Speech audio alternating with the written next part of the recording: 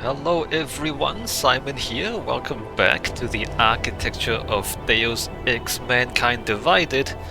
Today we are in the Pent House, or properly known as the Penley T Housefather Correctional Facility.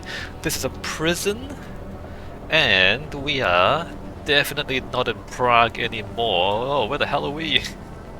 We are in Arizona, USA. So this part of the game, this is the third DLC.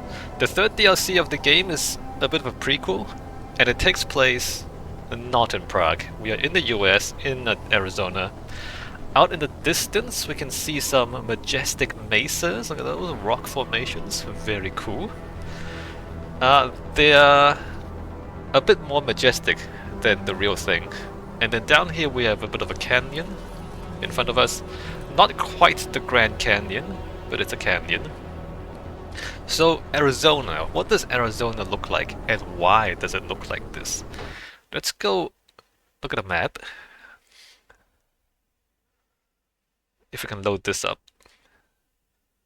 We are United States. Alright, so zooming in, United States, Arizona is down here. Right there, and if we zoom in, over here on the northeast corner, we have this desert stuff. I mean, there's a lot of desert stuff. But this desert stuff, let's zoom in some more. The Grand Canyon is here, by the way. But what we have in the game is a little bit too impressive for the Grand Canyon. Where do I want to go? I forgot where I found it earlier. I think here? Let's zoom in here. Can we zoom in here where we cross the river? Where are we? This is not the river. The river is that way? Or am I in the wrong place?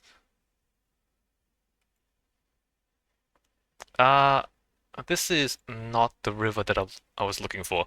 But we can see mesas. Look at that. Oh, there you go. Well, that's not really a big mesa. It's a pretty small one. There's like a flat bit there and the plains below. There's a better place. Maybe it's not here. I found earlier and it's really good. I'm lost. We're in the desert in Arizona and I don't know where we are. What does... No, it's not this one. What does this look like? Oh yeah, we have that. We have landscapes. No, it must not be here. Hold on, let me zoom out. My apologies. Oh, maybe it's that one there. Hold on. Is it that one there? That's a deeper river there. Okay, I think it's this one. That one? That one? What does this look like? Marble Canyon? Oh, there you go. Oh, look at that. Marble Canyon. Isn't that cool? Oh, we have mesas up there. Now this is Arizona. I mean, it's all Arizona. But this is Arizona, right? So, okay. What's going on with this geology? So what we have here is sedimentary rock. You can see horizontal layers in the rock, right? So it's sedimentary rock a long time ago. This is probably the bottom of the ocean. And so you have layers of sediments collecting over a long time. And because of rocks, some layers are harder than others. So there's like hard layers and soft layers. Not all the layers are the same, depending on the conditions under which they form, right? And so a mesa happens when there's a hard layer over soft layers. And what happens is, over a long time, every time it rains, it erodes a little bit. And over a long period of time, the land erodes, but the harder parts are more resistant to erosion than the softer parts, right? And so then up there, you have like a hard part, but then where it washes away, it washes into the softer part, and then the soft part breaks apart much more quickly. And so then what happens is you have like a hard part still protecting the soft bit, but the stuff around it has been eroded away. And that forms the mesa. So there's like a hard layer and a soft layer, and over time, as bits of it erode away, the harder parts protect this, but then the other sides have eroded faster. So here in the river, we can see it. This is more recent, right? So this whole plane is like a hard layer. And then at this point, the water has cracked through, or like kind of washed through this hard layer. And because the stuff underneath is softer, the softer bit erodes much faster, right? And so then the water continues eroding down like this. It can't wash away the side bits because the side bit is still the hard layer, and so the water would run off the hard layer into the river. But then anything that gets past the hard layer will wash away the soft layer much more quickly. And so that's why you have this. This is just the rubble, right? This is just broken rock, loose broken rock, and then this is the solid stuff. And so whenever it rains, they'll get to the edge and it'll wash down, and they'll continue washing down the softer layers below. Eventually, it will kind of wash away, and then when it overhangs, then there's not enough support, and then the hard bit will crack and fall down. And so eventually, all of this will erode away, like further and further away from the wall. Eventually, like, and this, you end up with this wider bit up top. That was like the previous hard layer is up there, right? And it eroded away. Over time, it eroded all the way out there, and now this will gradually erode away all the way out again until the next hard layer, and it'll do the same thing again. So that's the geology of mesas. You have sedimentary rock, hard layers, soft layers, hard layers, soft layers, and because of that, they erode at different rates, and they create shapes like this. And so then if we go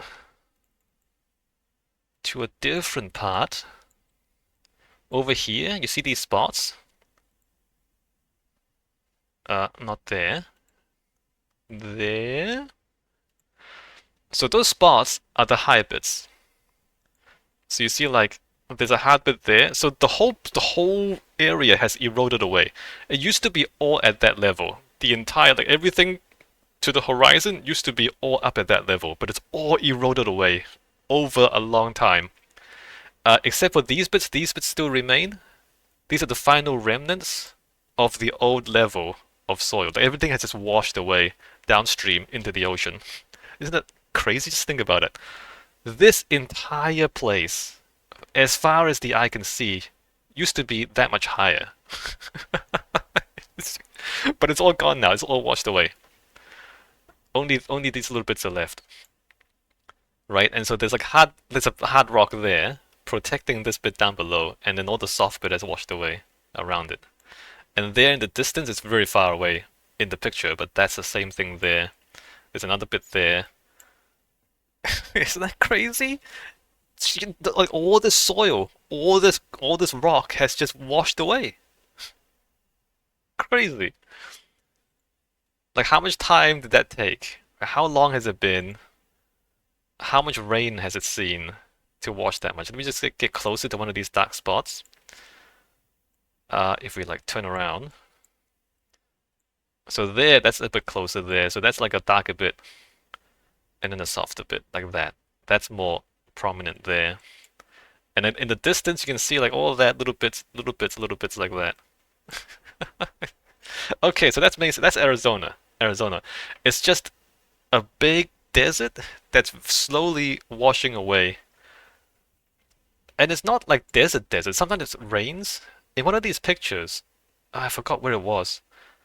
In one of these pictures, it's raining, and you can see like rain clouds and the rain pouring down in the distance. And it does rain here. It's not like desert. And every time it rains, it washes more of the soil away.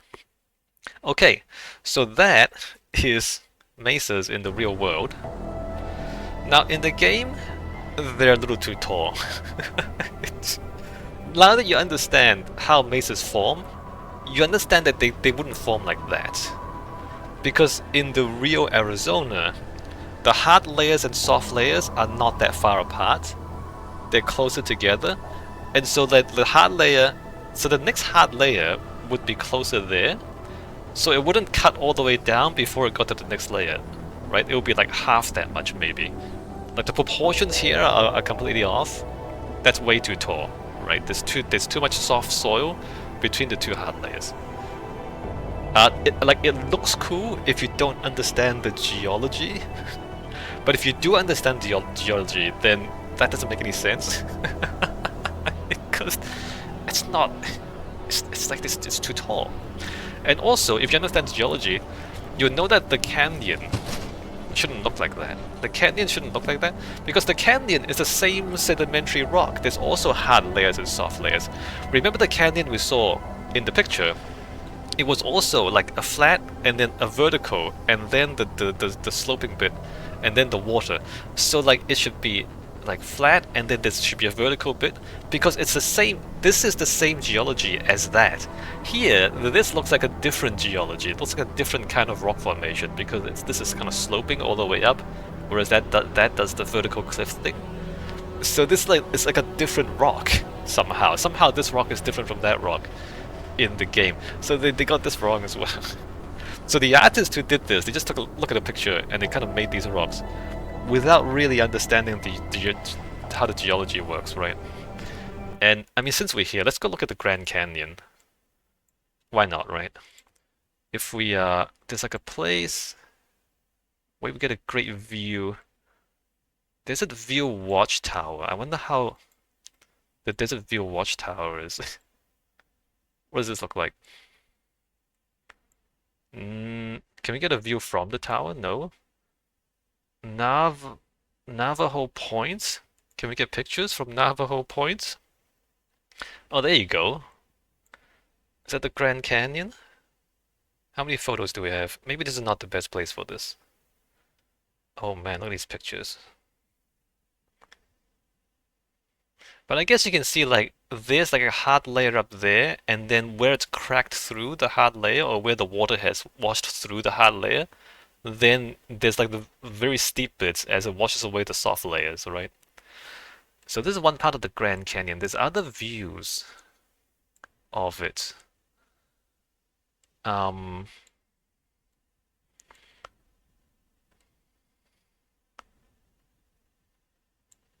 How's this? How's this one? Hopi Point? Oh, there you go. Oh, look at the Grand Canyon. Look at it. And you can see, look, there's a hard layer, and then a soft layer, and then there's like a hard bit there, and then a soft bit there. And you can see like this hard bit there, and then soft bits, and then hard bits and soft bits. And then there's a hard bit there, and then a soft bit, and so on and so on and so on. So you can see like there's layers and layers and layers, and it alternates between hard and soft. And every time there's a hard bit, it forms a little cliff. And that's it. So the sides of the canyon should look like this. They should be like slope and then vertical, slope and vertical, slope and vertical, because of the geology, right? So that's what it should look like. And you can see the layers and layers and layers of rock. You can see the horizontal lines because of the different hardness of the rock. The softer bits erode faster and so on. Oh, look how grand the Grand Canyon is. Oh, look how grand it is. And that distinctively, this is like a very hard layer. This layer is distinctively much harder, right? So this is kind of hard. The top bit is hard. And then like this stuff in between, this is kind of hard but not really. But this layer is super hard. And then once you crack through, the stuff below is super soft. So you can just see it. You can just see it by the shape of it. You can see what the ground is like, if you understand the process. Isn't that cool? Very cool. Yeah, geology. Okay, let's get back out of here. Alright, so the penthouse, we are on top of one of these mesas. And there's the prison down there. There's like the admin block down there, and then on the other side we can see one of the cell blocks. You can see like cell blocks down there. Alright, cool. Now, you might think, if you are uneducated, if you're uneducated, you might think that, oh, a prison out in the middle of the desert, yeah, a harsh environment, make it difficult for the prisoners. You might think that a place like this would be a good place to punish criminals. You know, just send your criminals to the desert. But actually, it is incredibly impractical. Because you're not trying to kill the prisoners, you're trying to imprison them, right? A prison is an accommodation for a lot of people. It's housing. Prison is housing, basically, except with gates and guards. It's basically housing, and so you need to supply your prisoners with food and water and clothing and toiletries and all sorts of consumables, and you have to bring that in. You're in the desert, where are they gonna get food from? You can't just go down to the local supermarket and tell them, hey, give me a truckload of bananas or whatever it is. You have to like ship them in. How are you gonna ship them in? There's no roads, by the way. If you look around, there's no roads. As far as I can tell, the only entry into the prison is by aircraft. So if you want food for your prisoners, which you have to, because you're not supposed to kill them, you're supposed to feed them. So you have to bring the food in by aircraft from like who knows how far away, because we don't see any cities on the horizon, and we're pretty high up, and all the way to the horizon we don't see any cities. And so like the transport cost is just crazy. And not only do you have to bring stuff in, you have to take away rubbish and sewage. What do you do with the rubbish? There's no rubbish dump here. I mean, you could just make a rubbish dump and chuck it on the ground. But if you're not allowed to just chuck the rubbish on the ground, which usually you're not in the Grand Canyon, so you have to take the rubbish out, you have to bring the food in and take this rubbish out. You need electricity, you need communications, like you need a lot of stuff. And all this stuff, usually a prison is in a city or next to a city. And when you're next to a city, you can just get all the stuff from the city, right? But when you're out here, you can't get any of the stuff from any city because there's no city nearby. And so you have to figure out the logistics of bringing all this stuff in just to keep the prison running, right? And that's just the inmates. There's also the guards and the staff. What do the guards do at night? Like, okay, when there's a day shift and a night shift, let's say you work on the day shift. Your shift is over. What, do you go home? You don't go home. Where's home? Home is like who knows how many miles away. You're gonna have to like, and there's no roads, so you have to like fly home, spend several hours on a plane to get home every day. You're not gonna do that. Or if you are, it's gonna be super expensive because you're flying to and from work. Every single guard, you're flying to and from work every day? No way, right? No way. And so what do? If you're a guard, you have to live on site. So now the guards are stuck in the prison the same way the prisoners are stuck in the prison. You're imprisoning the guards alongside the prisoners. Who wants to work here? How much do they have to pay you to work like this? How much would they have to pay you to live in a prison and not go home for months on end? Like, the pay would have to be astronomical, and so everything just costs way too much if you do this. What happens if there's a medical emergency, right? What happens if there's some sort of altercation, right? Your arm is broken. Do you go to a hospital? Where's the hospital? The nearest city has a hospital. Where's the nearest city? It's over the horizon, far away. So like, if there's some sort of emergency and you need a doctor, oh, good luck with that. You have to like fly several hours to get to a doctor. You are so screwed. And if there's some sort of prison riots and the local guards can't deal with it, you need backup. How long is it going to take for the backup to arrive? They have to come by aircraft, and there's only one helipad, by the way. It only accommodates one plane at a time. And so you want to bring in a bunch of backup, you have to land them one at a time. One plane lands, the guys come out, it takes off, the next plane lands, the next batch of guys come out. You have to do that?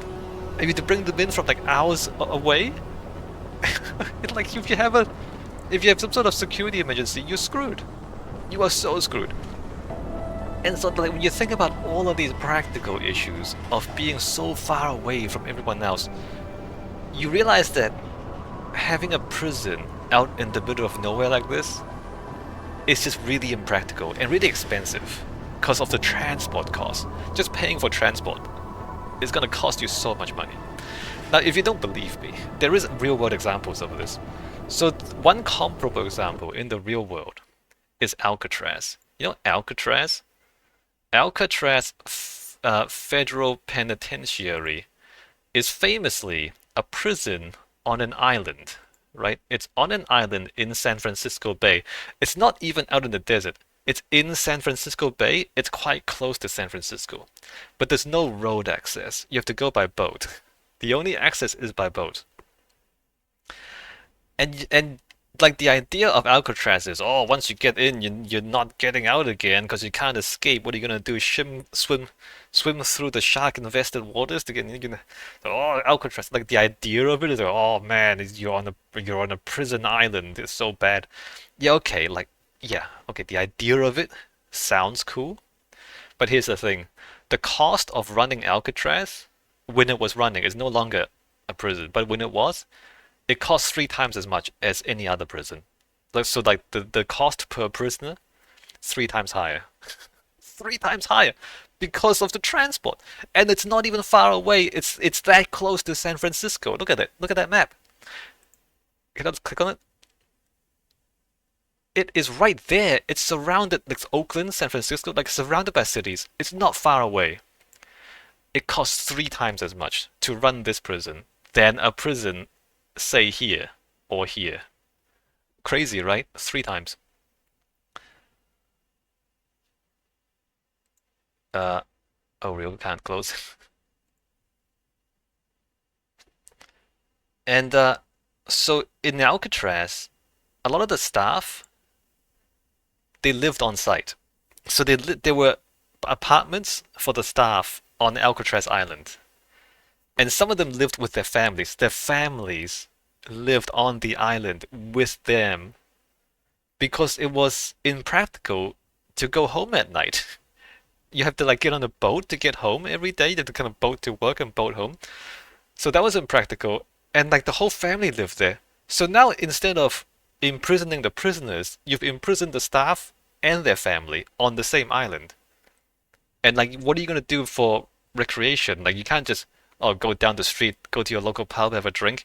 There is no local pub. You have to boat, boat all the way to San Francisco. So you maybe leave the island once a week, once a month. I don't know, but it's not every day.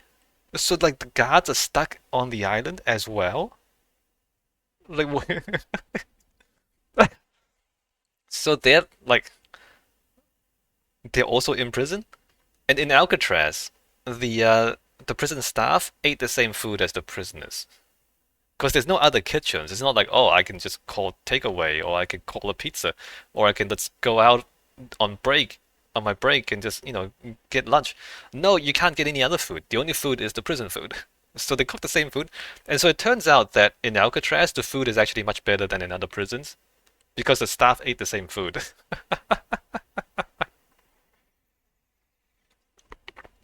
Because it was impractical to have separate kitchens and separate dining for the staff and the prisoners. And so the staff and the prisoners, they ate the same food in the same place. But if you think about it, so now there's no difference between the staff and the prisoners. It's not like, oh, you are the bad person, we're punishing you. And I'm the guard, I eat the good food, you're the prisoner, you eat the bad food. In other prisons, that's how it is. In this prison, because it's so impractical, they end up eating the same food. So are they really in prison? Like, are they in prison? Are you in prison? Like, if you're a guard, are you in prison if you're eating the same food, living in the same island, and you can't go home every day? You have to live on the island. You live in an apartment on the island, whereas the inmates live in their cell on the island. How different is that, really? Like, you see what I mean? So it turns out when you do this, when you have an isolated prison, you end up imprisoning the guards, and it's expensive. And so it was like super impractical, and that's why eventually Alcatraz was shut down. Because it's actually not a good idea in the real world. And again, it's not even far from San Francisco. Like, it's pretty close, except you have to go by boat. Just not having road access made everything difficult. Now come back to the game. Not only do we not have road access, we don't even have boat access. We have plane access. And we're not close to a city. We are nowhere near a city. If that costs 3 times, this costs like at least 30 times. Probably even like 300 times as much as a normal prison. Why would you pay so much money to imprison people? Anyway, so like things that seem like a cool idea to you might not be. If you really analyze the logistics, if you do the math, this is a bad idea. It's very cool in a video game. Oh, we're out in the desert in a prison. But you would, it's actually silly if you understood what really happens in the prison, right? Okay. Well, let's walk around the prison. Oh, before we start, I should mention that in the game, there's a prison riot going on. There's a mass breakout. So the game is you have to break out. You have to break one of the inmates out. Like you're undercover, there's another guy undercover, you're breaking the other guy out, and in the process, the entire prison fails and all the prisoners break out. So this is after the security has completely failed and there's been a massive riot. A lot of people have died. So as we walk through, you'll see a lot of broken stuff and dead people, so don't worry about that. It's just a prison riot, don't worry about it. Alright, so we're starting at the helipad. The helipad is the end of the game. This is where we finally escape from the prison on the plane. So again, there's no roads anywhere to be seen. Everything comes in by vertical takeoff and landing aircraft. I guess conceivably there could be like a tunnel under the mesa that then goes out onto a road. We don't see any roads, but there could be one. Yeah, okay, I mean, there's a way to have a road from the top of the mesa, but like a tunnel would be super expensive as well. Like it's not like it's cheap or anything, right? So I don't think the game designers ever thought about the logistics of it. Architecturally, we have high-tech industrial. We have the same monochrome dark grey with yellow highlights in this case. Fairly basic. I'm not sure there's too much to say about any of the architectural styling. Like it's just a futuristic industrial, right? The helipad itself is very basic. There's no maintenance facilities, you'll notice. There's nowhere for the plane to go. Like imagine if the plane breaks down and couldn't take off again. What happens? You can't bring another plane in because the plane is already there. You can't land another plane on top of this plane. So and you can't clear the plane out because there's no way to put the plane. There's only one helipad, and so if the helipad is blocked by one broken down plane, you can't bring another plane in with the spare parts to fix this plane because the other plane can't land. So how do you fix this plane with no spare parts? And you can't get the... You see the problem with this, right? Like if you think about it, well, what if the plane breaks down? Then the whole prison just doesn't work anymore. So clearly they haven't thought about this. And the whole idea of having a prison in the desert with no roads is actually a terrible idea. Alright, we can step under the helipad. And we do get to see a slightly better view of the surrounding buildings. We can see there are tall black outer walls, so that's the outer walls. So if there was a road entrance, this would be the entrance here, right? This bit here, that'll be the entrance. On this side we have the cell blocks. Oh, there's like outer walls and there's inner walls. The inner walls separate the different areas. There's an inner wall there, you can see that there.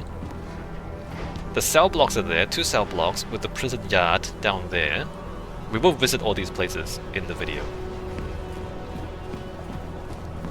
On the other side of the helipad, that's the administration building. So there's less security here. It's basically a rectangular office block, right? It's an administration building, a lot of admin offices in this building. And then behind the tower is the solitary confinement cells. We can't see it here because the tower is blocking it, but we'll see it later on. The structure of the helipad is just a big steel support holding up the helipad. Nothing too remarkable. You gotta wonder how big the structure is inside the tower though to hold this up.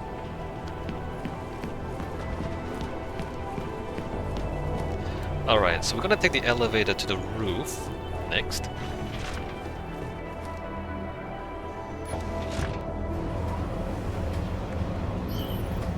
So all of this, of course, is not accessible to the inmates. Except for when the inmates are first brought in by aircraft. And I guess if they're ever released, they also leave by aircraft. But they'll be under guard, so inmates are not allowed to walk free up here.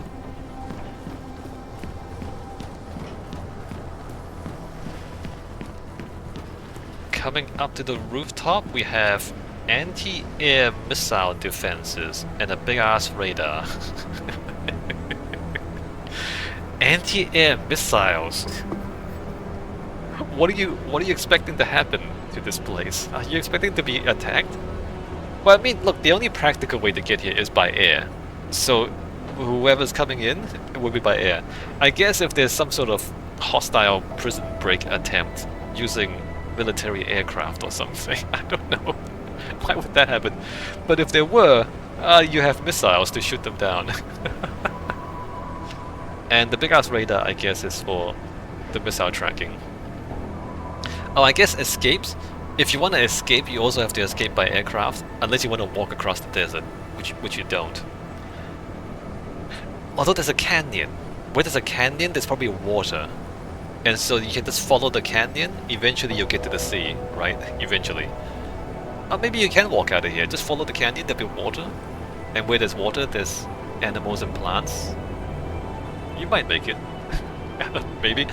Anyway, the practical way to escape is to hijack one of these aircraft and fly out. And if you try to fly out, they'll shoot you down with the missiles.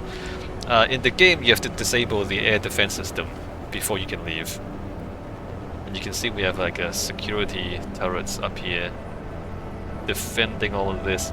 Seems a little crazy for a prison, but you know, it's a video games. I don't think there are any real prisons with anti-air missile defenses. That's kind of crazy. Okay, so let's go down. The idea for me is to like go through how a prisoner would enter the prison, right? So you get off the plane on the landing pad and you get brought down to processing via this elevator. And at this point you'll be chained up. So you're being brought in, you'll be chained up.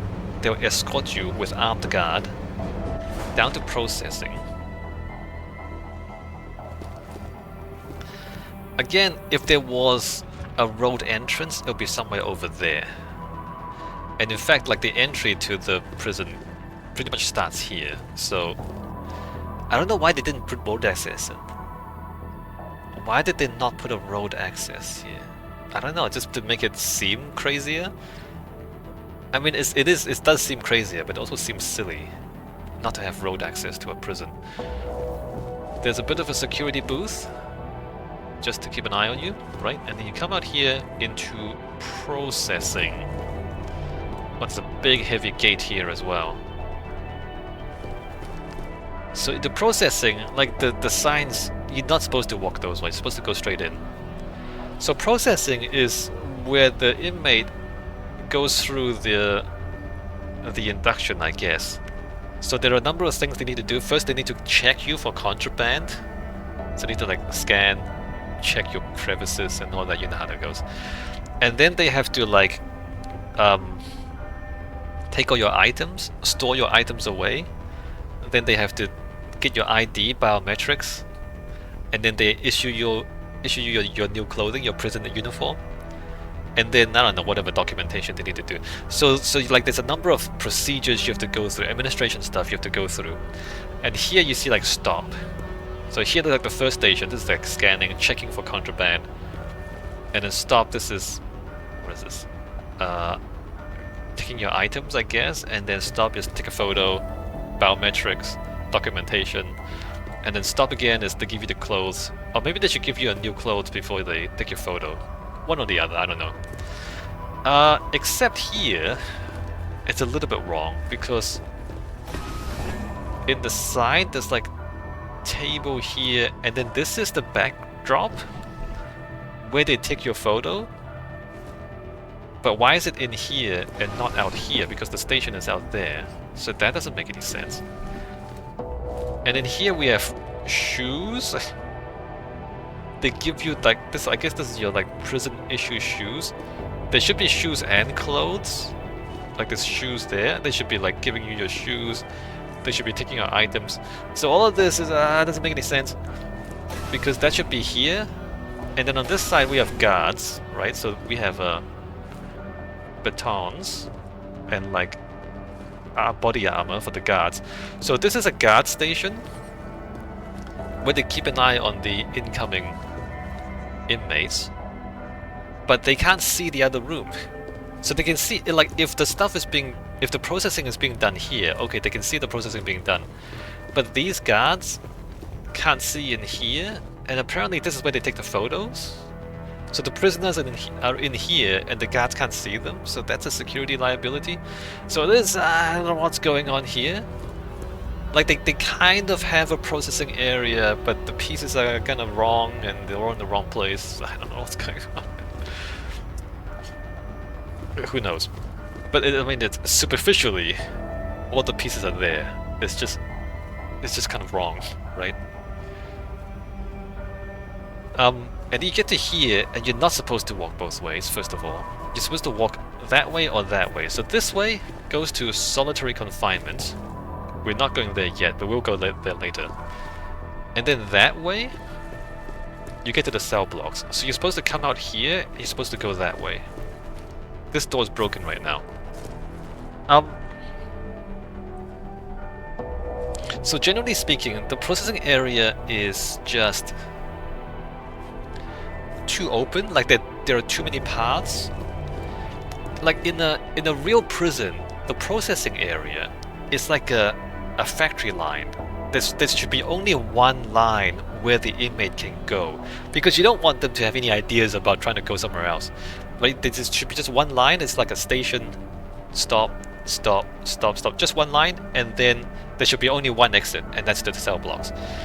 Like here, there's just way too many different paths, and you have like this big open path around the entire perimeter. Like why would that happen? There's so many ways to get lost. So there's so many ways for a prisoner to just kind of run around and be a nuisance, right? And then here we have this big glowing white box, curvy white glowing box that shouldn't be here because it blocks visibility. So in a prison, visibility is the most important thing, because visibility is security. The guards need to be able to see everything all at once, and there should be nowhere for the inmates to hide from the guards. If the inmates can hide from the guards, then they can do things that they're not supposed to, right? So visibility is security. Well, I mean, it's the big part of security. There's also guns. But the biggest part of security is just seeing what's going on. And this white box, it stops people from seeing what's going on inside. So this shouldn't be here. This whole box just shouldn't be here. And this should be like one path. No side paths. I guess that kind of space wouldn't make sense in a video game, because then it's not really a gameplay space. But as a prison, this space really makes no sense. The way this is laid out, it makes no sense. The cell blocks are out this way. Alright, there's also cell blocks there. Before we go there, there is still more bits in the tower here. Upstairs. So there's staircases every... Observation is what they call it. There's staircases on every corner. Again, this is a whole lot of security liability. A whole lot more spaces that you need to guard. Oh, here's a map. That's cool. What's going on with the map there? So, processing area, infirmary morgue. Infirmary morgue is downstairs. The landing pad is up there. Solitary confinement is behind. Cell blocks A and B. Roof access administration. So that's the general shape of the prison, but we saw that already from above.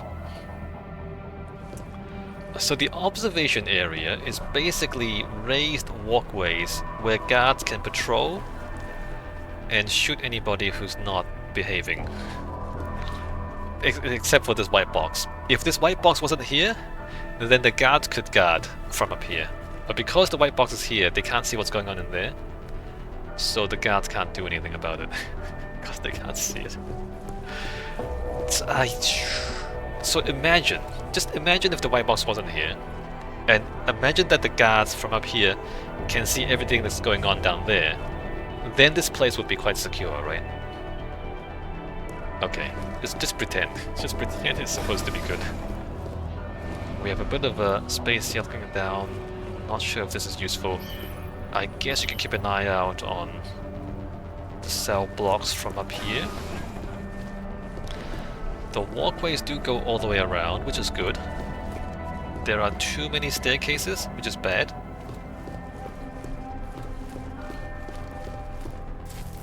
This goes to solitary, and that's basically it. It's just a walkway around the whole space. Another staircase, too many staircases. The administration block is that way, by the way. Okay.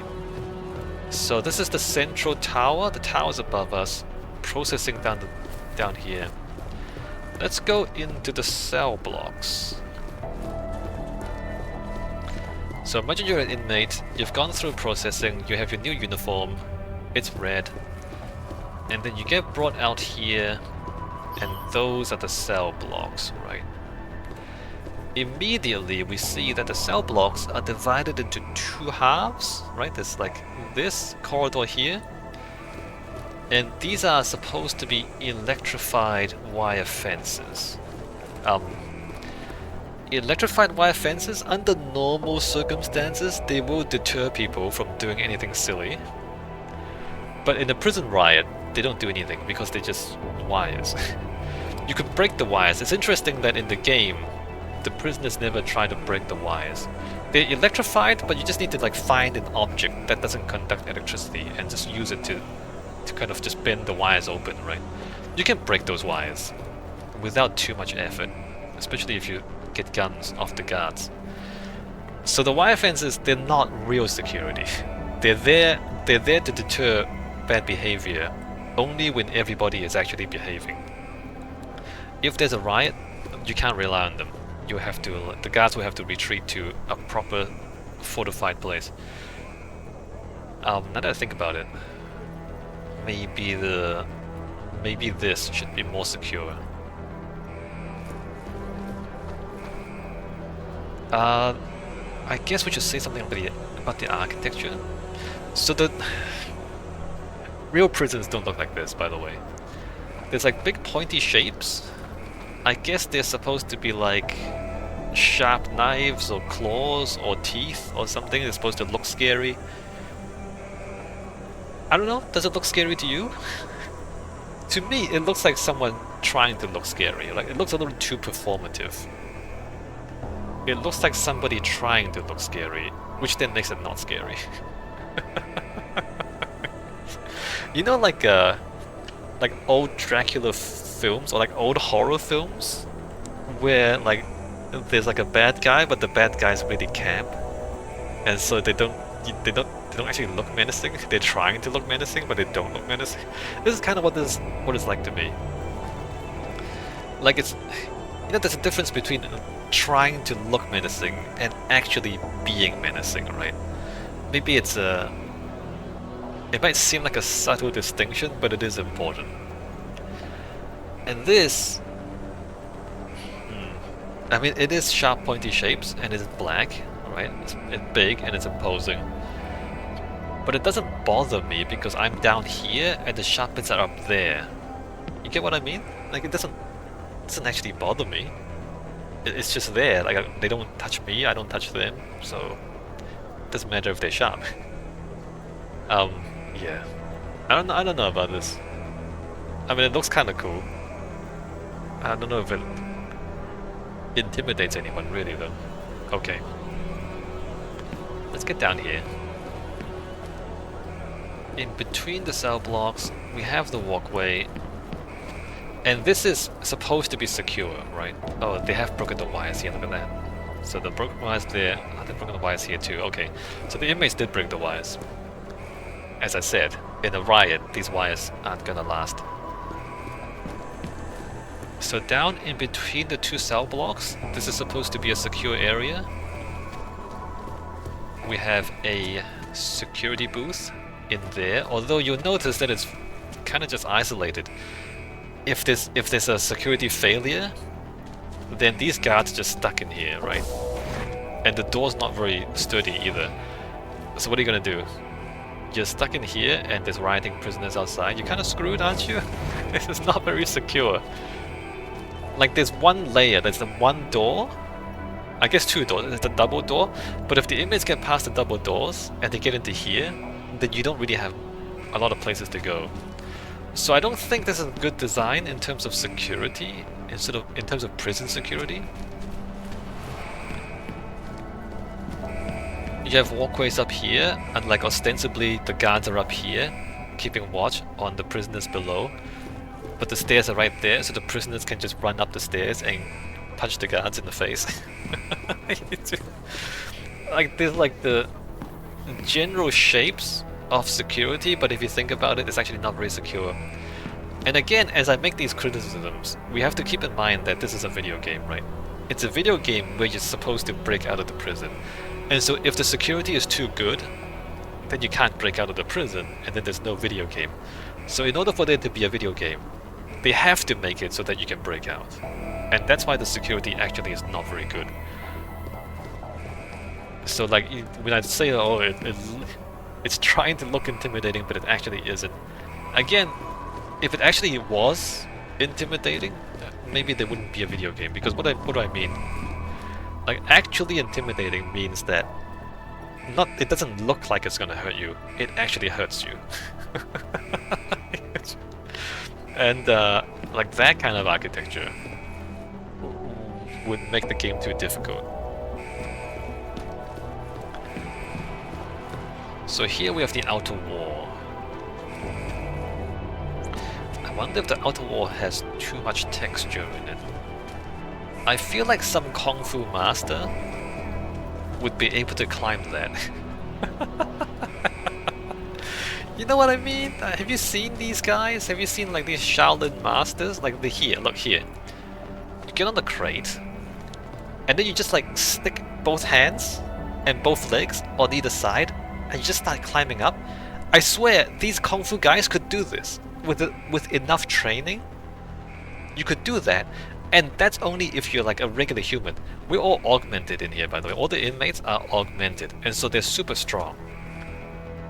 I think you could just climb out of here like this. You could just climb out, I think. Like just kind of push both hands and both legs out and just climb. Yeah, no, it's not. See, this is what I mean. Like you have this, these architectural shapes to make the space look a little more interesting. But every time you make the architecture look a little more interesting, you introduce a security vulnerability, I swear. Because you can, like a strong enough guy could climb that.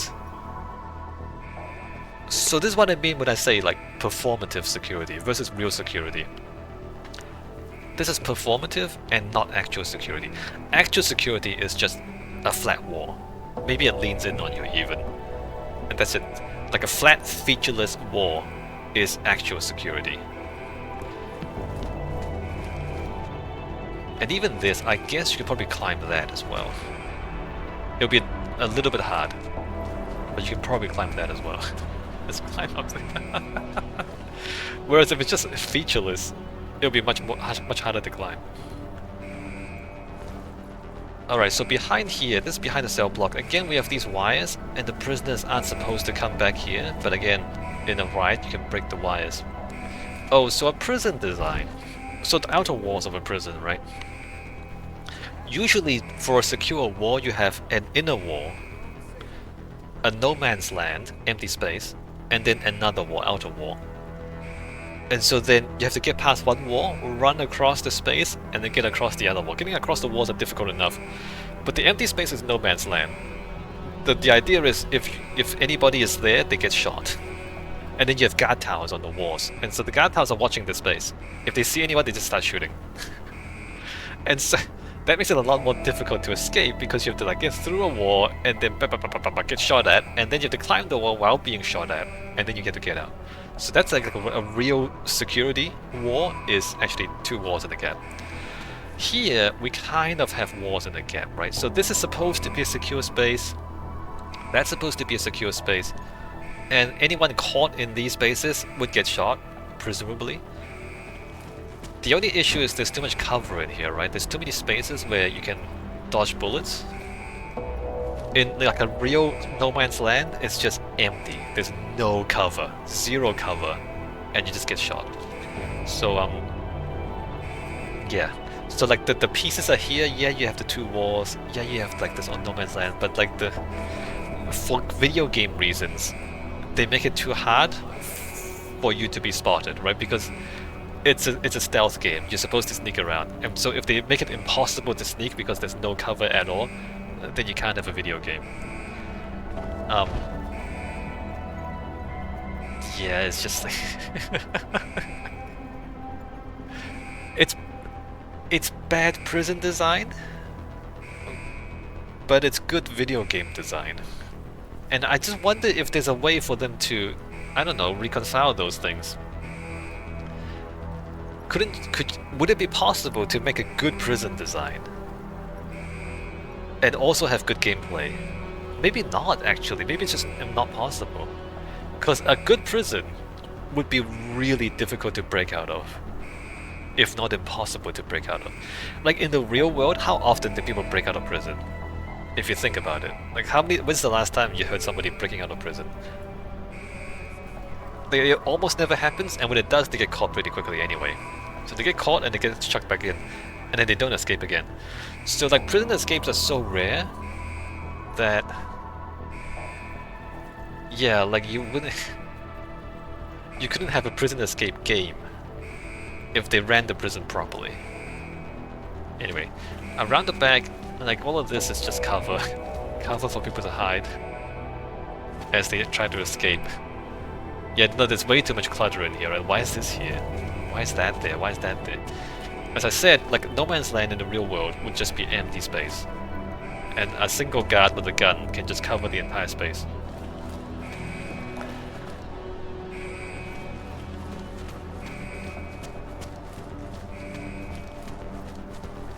And then we get to here, and we get to one of the inner walls. So at the sides, it's not at the back, but at the sides there's the inner wall and the outer wall. Can we see the outer wall back there? Kind of. So behind the inner wall there's an outer wall. In the game they're too close together, they need to be further apart for it to work properly.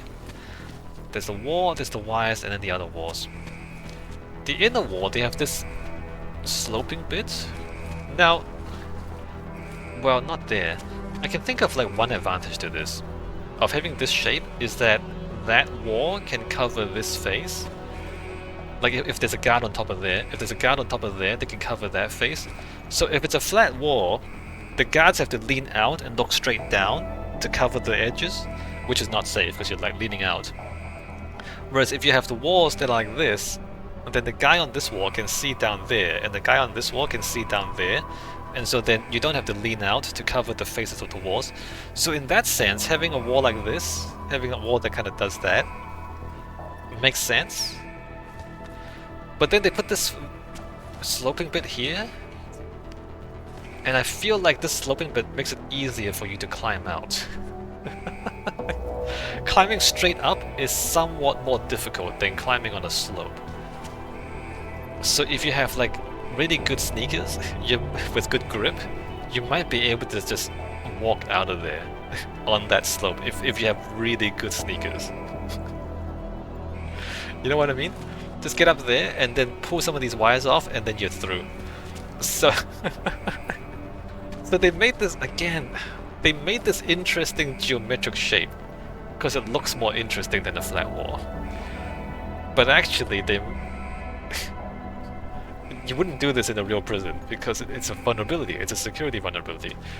They didn't have to do that. They could make this just come straight down and not be a slope, and that would be more secure. I don't know. I don't know how to feel about this. Every time they try to make something more interesting, geometrically interesting, I look at it and I'm like, that's a vulnerability. That's a vulnerability.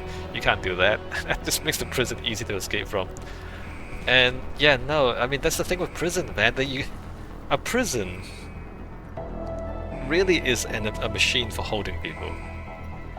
And you're holding people in a hostile environment where they're always trying to break the machine. It's a machine for holding people who are constantly trying to break the machine. And so you can't do anything interesting. Everything has to be perfectly efficient to stop people from breaking the machine. Like that's the only way the prison can work. And I understand, like, for video game reasons, for architectural reasons, you want to do interesting things. I don't know. Like I'm just saying this is not a real prison. It's a prison that looks like a cool sci-fi prison, but it's definitely not a real sci-fi prison because it's just got vulnerabilities everywhere. Alright, so jumping down, so this is now the inmate part. So all the other parts we were in before were secure areas where inmates are not supposed to go. Here we have a door. Unfortunately it's broken now, we can't go through. So from inside the cell block, they can come out of this door, up the stairs, and into the yard. So this is the prison yard. In the real world, by law, prisoners must have time outdoors. Because if you don't give them time outdoors, it's torture. Like, it's cruel and unusual punishment to lock somebody indoors 24 hours for extended periods of time. So by law, you're not allowed to do that. As a prison guard, though, you wish you could. You wish you could just lock them in the room and throw away the key, but you can't because the law doesn't allow you to. So a yard is a concession, basically, where you know it's probably a bad idea to give prisoners space to do things and to interact with each other. Like, nothing. It's a security vulnerability to let prisoners out of their cells, but you have to do it because otherwise it'll be torture. So here we have a yard. It's pretty featureless, but even these rocks, like, you can like sit behind here and like when there's no guards, you can like do stuff. If you have contraband, you can like hand contraband over. So like it looks pretty featureless, but there's still too much cover. I feel like there's too much cover where you can like hide from guards and do things. Again, video game reasons, you need places to sneak around, but it's just vulnerabilities everywhere, right? With a guard tower there, the guard tower is accessed by ladder. Here, let's go up. And protecting the guard tower is a wire fence. You remember what we said earlier, right? The wire fence, in a riot, the wire fence doesn't do anything. And so the tower, in a riot, the prisoners would just break the wires and then climb the ladder. And so the tower is not secure. This tower is not really secure. I mean, when the prisoners are well behaved, you don't need a tower anyway.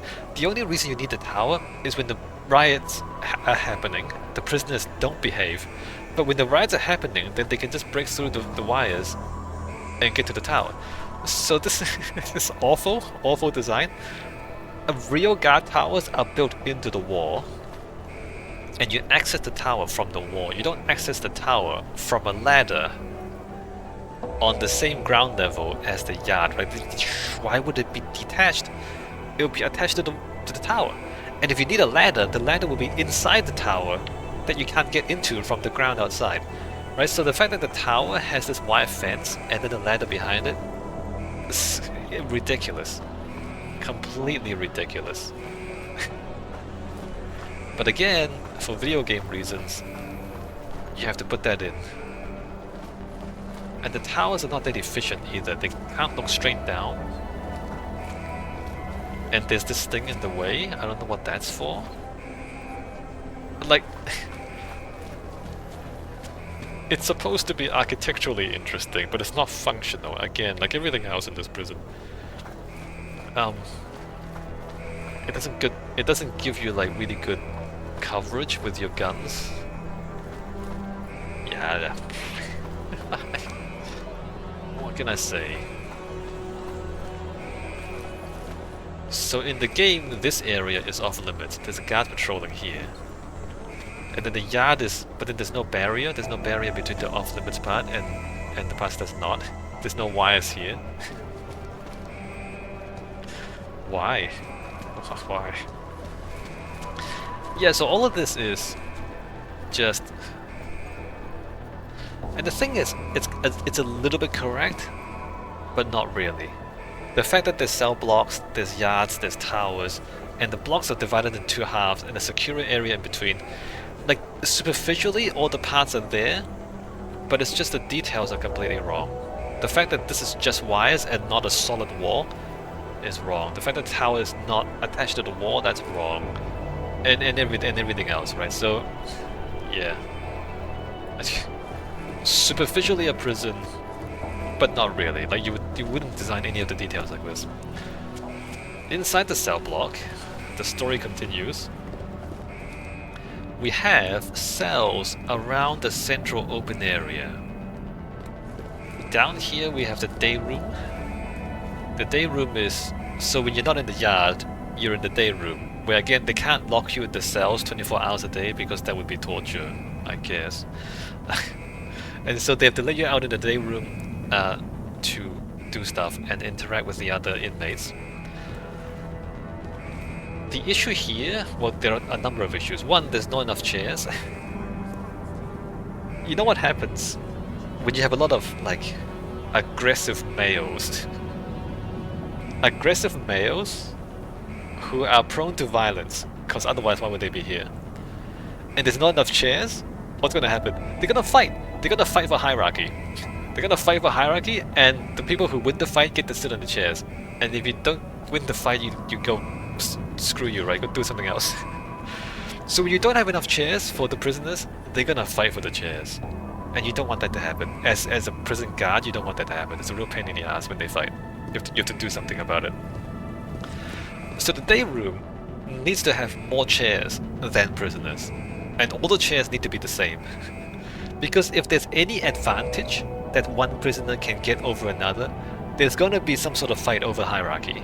There's going to be a fight over hierarchy anyway, because, you know, they're human males who are aggressive, right? They're inherently aggressive, and they're male, and they're human. So there's going to be a fight over hierarchy anyway, and you just don't want to give them any more reasons to fight over anything. And so everybody gets the same food, everybody gets the same chairs, everybody gets the same clothes, everybody gets the same damn haircut. Why? Because there's no fighting then. There's no hierarchy, nothing is better than anyone else. You're not better than him. Like, he's not getting better treatment than you, and so everybody's just the same. And then there's no fighting. Hopefully. Well, there's still gonna be fighting. So, there needs to be more chairs, is what I'm saying. There needs to be one chair for every inmate.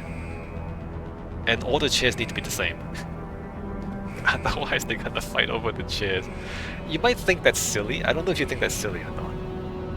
But that's what's gonna happen. And people are gonna die because these are like violent inmates. These are murderers. They're gonna murder each other if you give them any reason to do so. These cells are locked. Let's go back. Oh, it's too dark in here. Let's go back upstairs.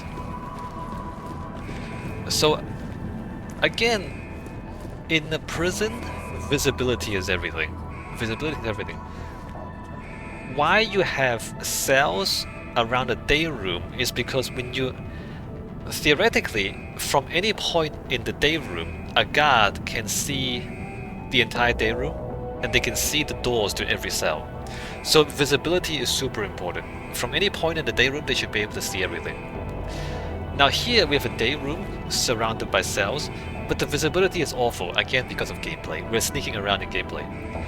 But the arrangement of the staircases, the fact that this is opaque for no reason, and there's like columns, and there's more opaque railings. So all of this is awful for a prison because it blocks visibility. For a sneaking video game, it's great because you can sneak around.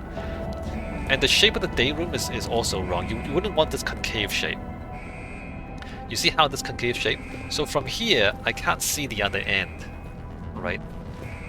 In a proper prison, a day room would be triangular with no concave bits, so that you can always see all the surfaces. You can always see all the walls at all times, either like a triangle, a square, whatever the shape is, you need to see everything. And you know, you wouldn't have bridges like this because they block visibility. The stairs would be, you know, against the wall, where it doesn't block anything. Yeah. So again, like superficially, it's a prison block with a day room and cells. But when you look at the arrangement, look at the details, like everything's wrong. Everything's wrong for a real prison, and it's because it's a sneaking game, and so they have to do this. Like it's wrong on purpose, is what I'm trying to say. So I'm not really criticizing. I'm just pointing out how a video game differs from a real prison. In a real prison, this would be wrong. In a video game, I guess it's right. The cells, we have a shared cell, so 2 beds, one. Oh, that toilet's broken. I don't know where the rest of it went. That would be a toilet. And then the sink is on top of the toilet to save on plumbing. And then a table. Interesting, there's not 2 desks. There should be 1 desk for each prisoner, I think, because again, they're gonna fight over the desk. They're gonna fight over the desk. They're gonna fight over the bunks, like who gets top bunk, who gets bottom bunk. They're gonna fight over that as well. You just want to give inmates fewer reasons to fight about. Oh, here's the toilet. The toilet's here. And all the cells are the same. Oh, they have a TV. Oh, that's nice. They have a TV to watch. So that's a cell, fairly basic. If we go upstairs, we have security offices inside the prison blocks. So there's 1 secure door, only 1 door, and then you're into the office. And there's 1 door, and it goes straight into the area. Okay, so there needs to be 2 doors. It needs to be double gated because, like, when a guard's coming in, whenever the guard comes in or goes out, they can just get ambushed, right? Just get like someone's gonna ambush them and just kind of force their way in, and then you're in trouble. And then there's guns in here, right? And there's equipment in here. Yeah, like there's like weapons in here and things. So there really should be 2 doors, and you never have both doors open at the same time. Like you have to open 1 door, come in, close this one, open this one.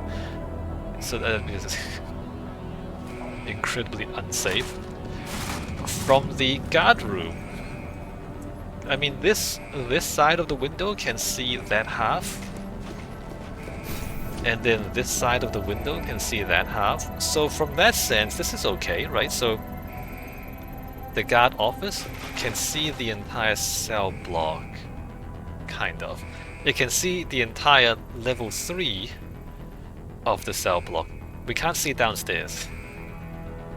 So if this cell block was only 1 level, this would be fine. But this cell block is not 1 level, the cell block is multiple levels. Ideally, in a proper prison, you would want the guard station, the security office, in the cell block to see the entire cell block. At any point in time. Like the whole thing. That would be more secure. In the game there are like security cameras, but you don't really want to rely on security cameras. You want to just have direct visibility. And then above the cells, we have this architectural ceiling, which is completely pointless, completely redundant. There's these hanging lights, and that's just open space, by the way. So if you get like 2 guys, if you get one guy on the shoulders of a second guy, or maybe they can take 3 guys. Imagine if your inmates had some acrobatics practice, let's say. You can form a human pyramid.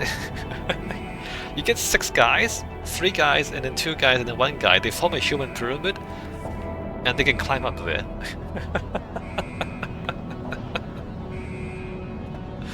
Now you might think, oh, that's crazy. How would they do that? No, if you give inmates enough time, they're gonna try to escape. And if it takes 6 guys to stand on top of each other's shoulders to escape, they're gonna do it. Why wouldn't they? You can escape the prison. And so like that is open space up there, by the way. And then I don't know where you go, but so this is again another security vulnerability. It's pretty funny to imagine like 6 big muscular murderers doing acrobatics. But they would. They so would do that. Like, why wouldn't you?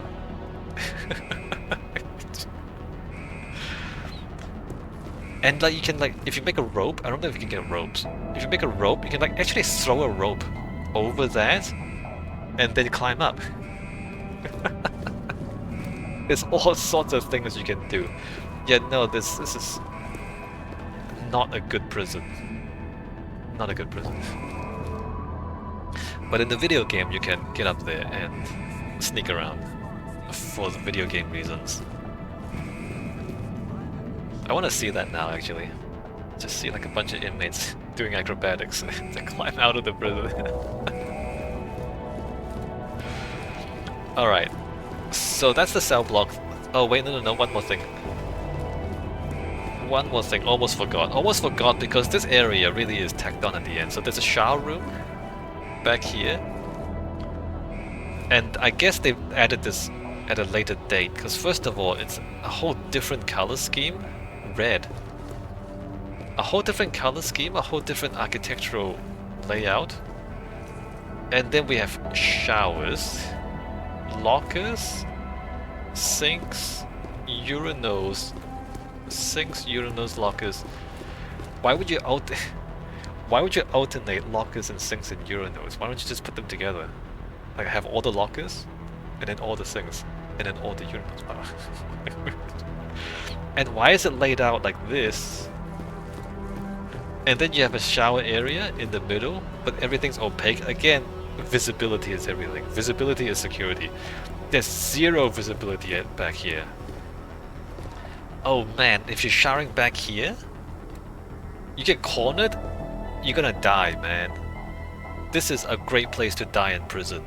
Holy crap.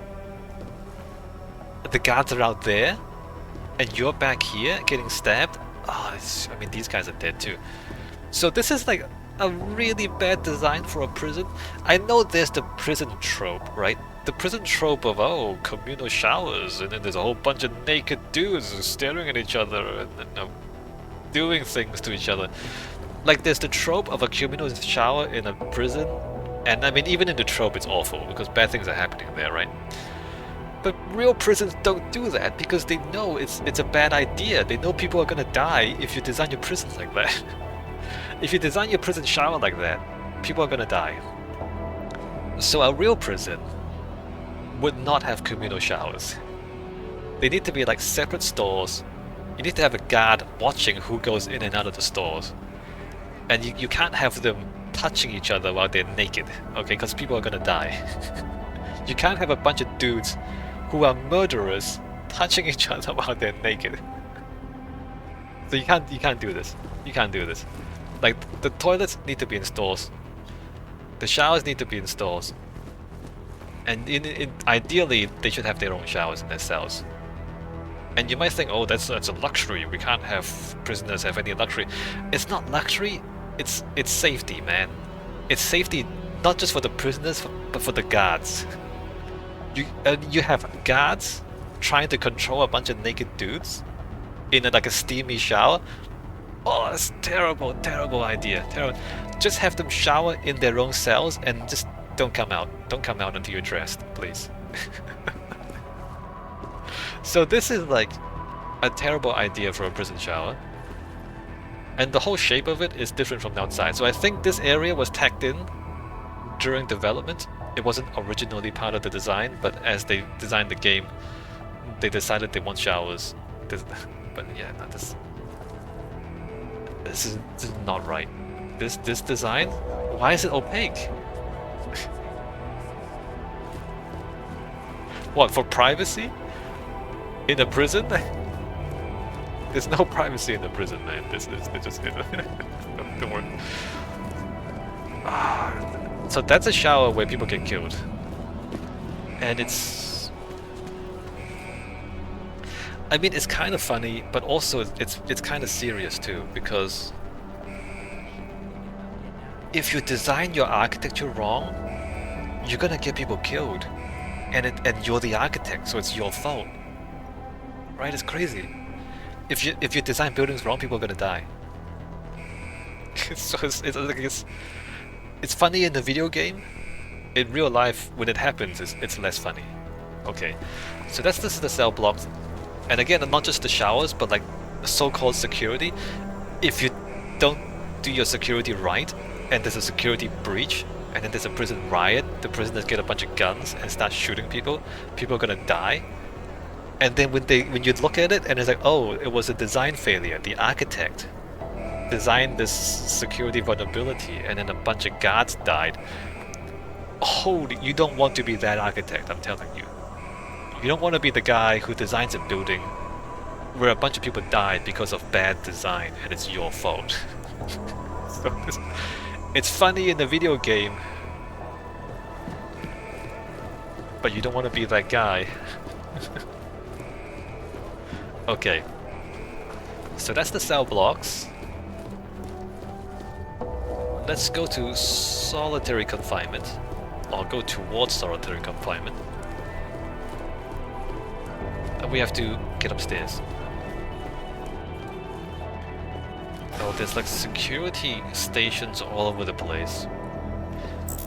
So in the game, they put security stations all over the place, and for gameplay purposes, there's like, oh, there's a lot of different challenges. In real security design, what usually happens is you have like one security station, and from that station you can see everything. And so then you have fewer vulnerabilities. And you might think, oh, well, if they breach that one security station, then everything's breached. Okay, I get it. But then there'll be layers of security before you get in there, right?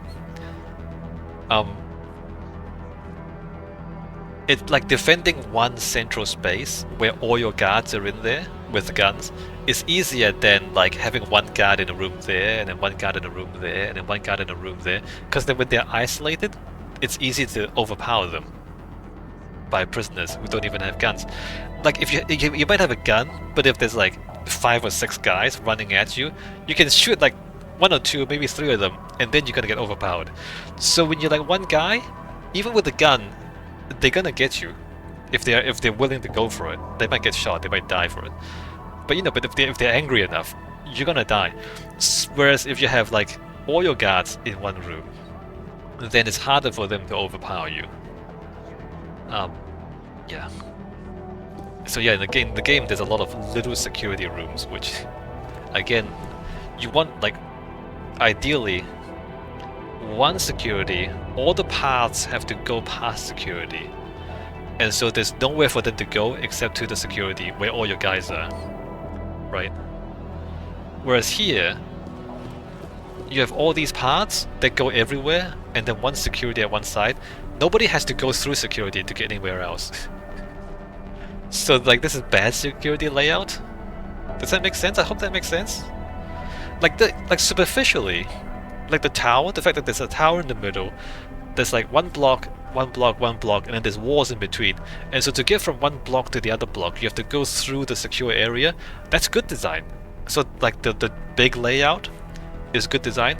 When we get into the little layout, the small scale layout within that space, it's bad design. If that makes sense.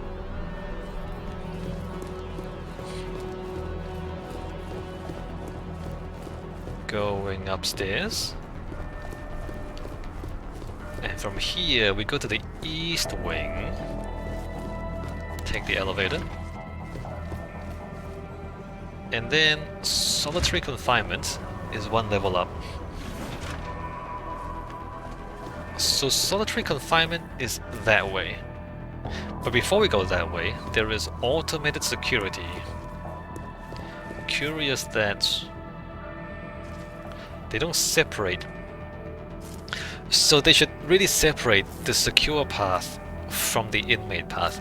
So this inmate path should be secure because when you're transported to solitary confinement, you should be chained up. Like, you're not allowed to just walk free.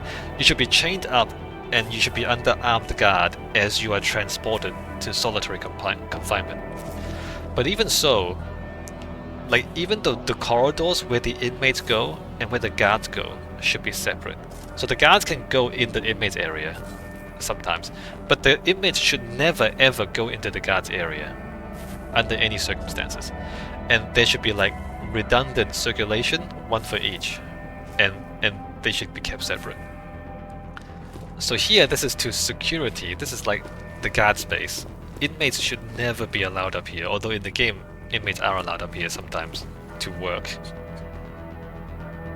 They have the inmates doing janitor duty, so they clean the space. And in the game, one of the inmates is allowed to do cleaning work in the security hub, where he hacks one of the robots to kill other inmates. That's the story. Can you believe that story? Can you believe the story is the guards allow the inmates into a space where they can access security computers that control the robots with the guns. Ridiculous, right? Completely ridiculous. Why would you ever let an inmate into this room? But anyway, that's the story. So in the real world, you would never do that, of course. So here's the security room. This is where the robot controls are in the game. Not that it really matters, because the robots are everywhere.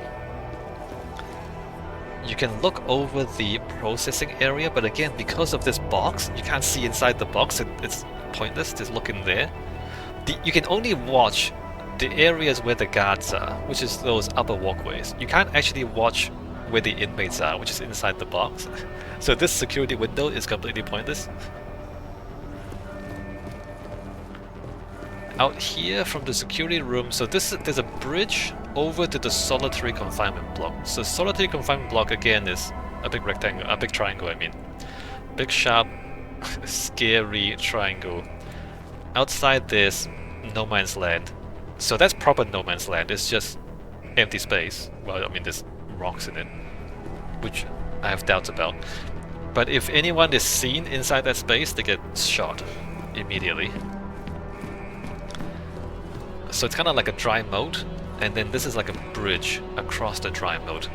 The inmates go through there, and up here guards can keep watch, make sure that nothing's happening, although there's like these beams in the way, blocking visibility. The game never says anything about this, but it is possible to rig the bridge so that if there's an emergency, you just collapse the bridge. So then the inmates can't get back across this way. So if you really want to have security, just like blow up the whole bridge. Because the bridge is the only way from the block out, right? So you're just gonna blow up the whole bridge and they can't get out. The game doesn't do that, but that's an option if you're designing prisons. Here's the elevator again. Okay, we're not gonna do that. Let's go back downstairs and get into solitary confinement.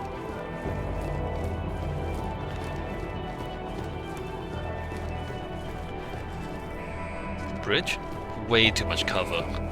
Way too much cover. Again, in the video game, you need cover because you need to sneak around. But what the hell is this for? Why is there so much cover?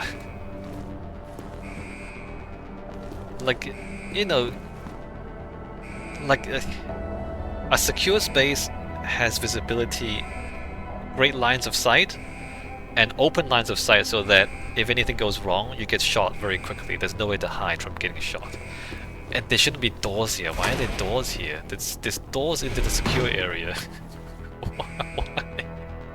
Why is that? Yeah, so all these video game things that just completely ruined the prison. So here's a double door, that's cool. the doors only open one at a time. Kind of. You saw that, right? This opened before that closed. If you're really fast, you could like get out. So that should close first, and then a few seconds should pass, and then that should open. So this is just a little bit too fast. And then solitary confinement. So solitary confinement doesn't have a day room. It shouldn't have a day room, because in solitary you're just locked in your cell the whole time. Again, we have this really tall ceiling, which doesn't do anything in a prison. And this like big architectural window, which doesn't do anything in a prison. This looks way too pretty for a prison. I don't know why it looks so pretty.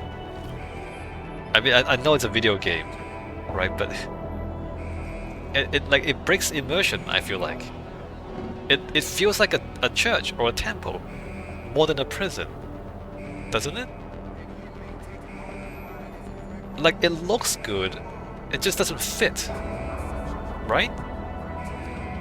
Anyway, we have a crane here. This is super interesting, a crane. So in like Supermax prisons, like there's maximum security and then there's like super maximum like in the highest security prisons, the inmates don't even walk around. They get strapped onto a table, and the table gets wheeled around, and that's how they get moved around. They just don't get to walk. Right? Like, I mean, it's horrible, but also kind of ridiculous. Anyway, like, so you get like strapped inside like a cage on a table, and then you just get lifted. Like the crane just lifts you up and moves you around. You don't have to walk. You get craned around.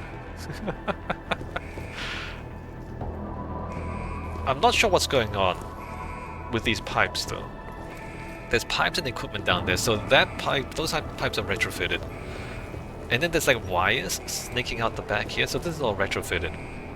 In the game, there are nefarious things going on in the prison.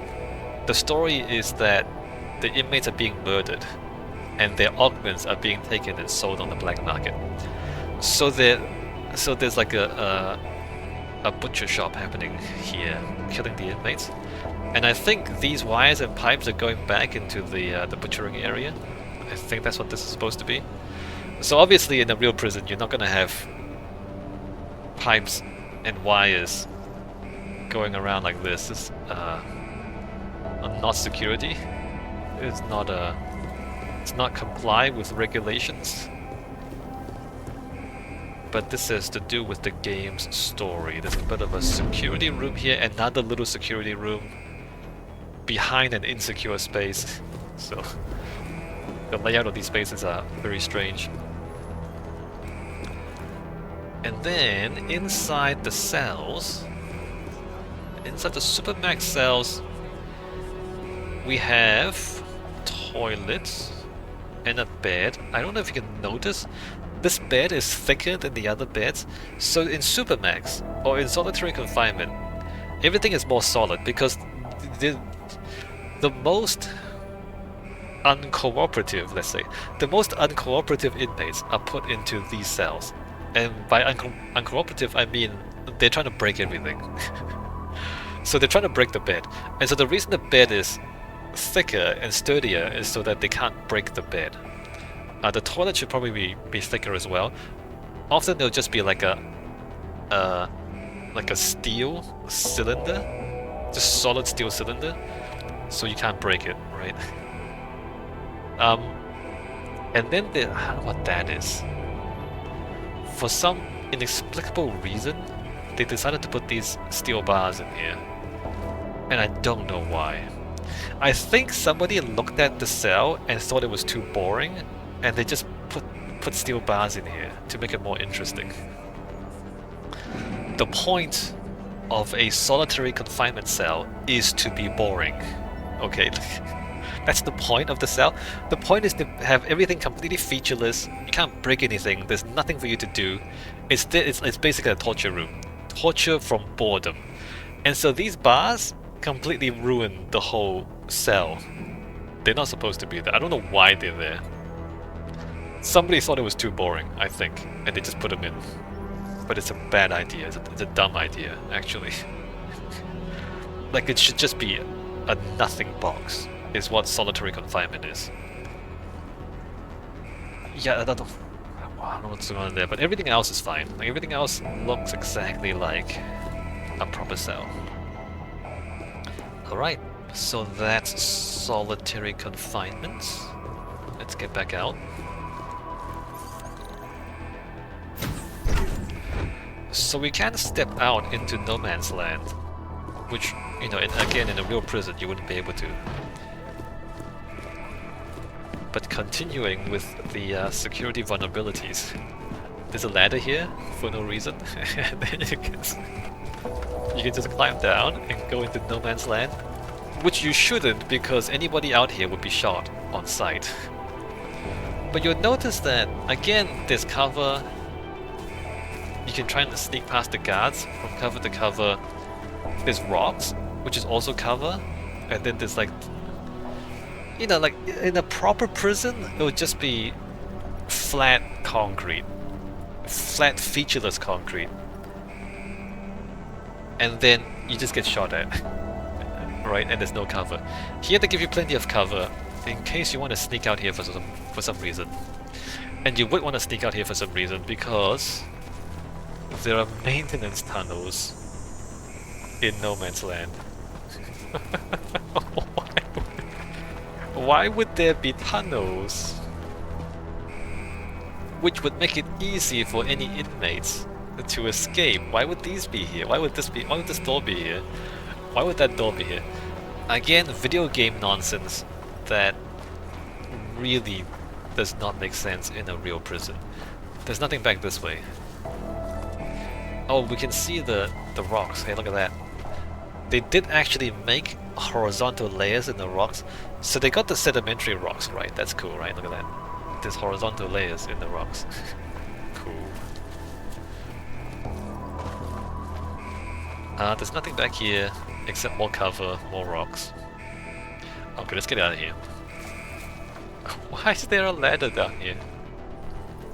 Oh, is that a ladder too? Yeah, so this is a bridge, right? Yeah, no, I would make it so that you can retract the bridge in emergencies, just to make it more difficult to escape.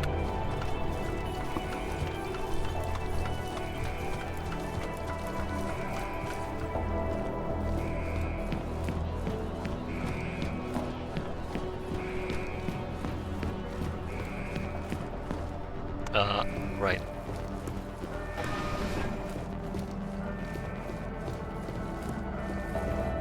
So, I guess we're back down the elevator.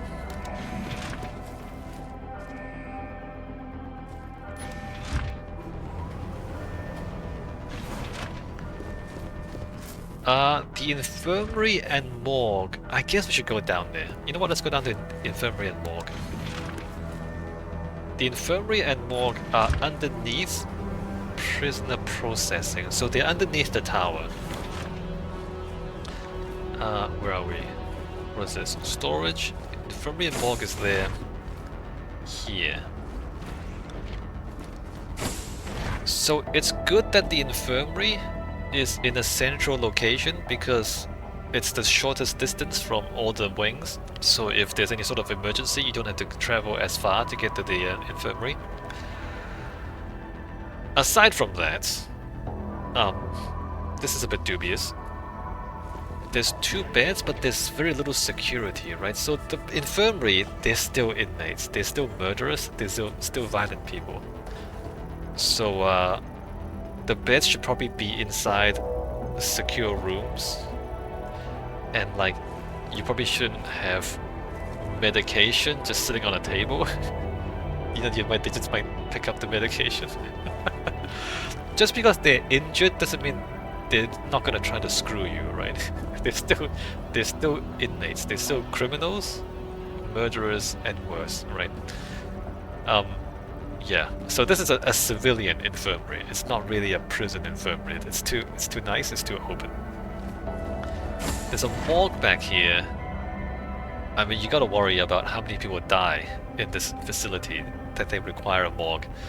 Again, the story is that they kill the inmates to steal their augments. We have the cold storage, and then we have a bunch of equipment. Again, just not enough security. Security really should extend to the infirmary as well. Alright. This goes to administration, but we're not going to go that way. We're going to take the front door to administration.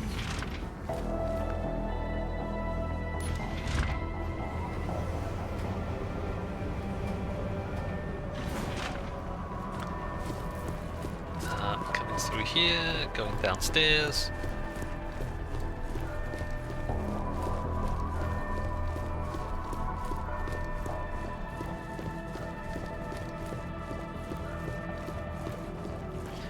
Administration. So the inmates should never ever get past this door.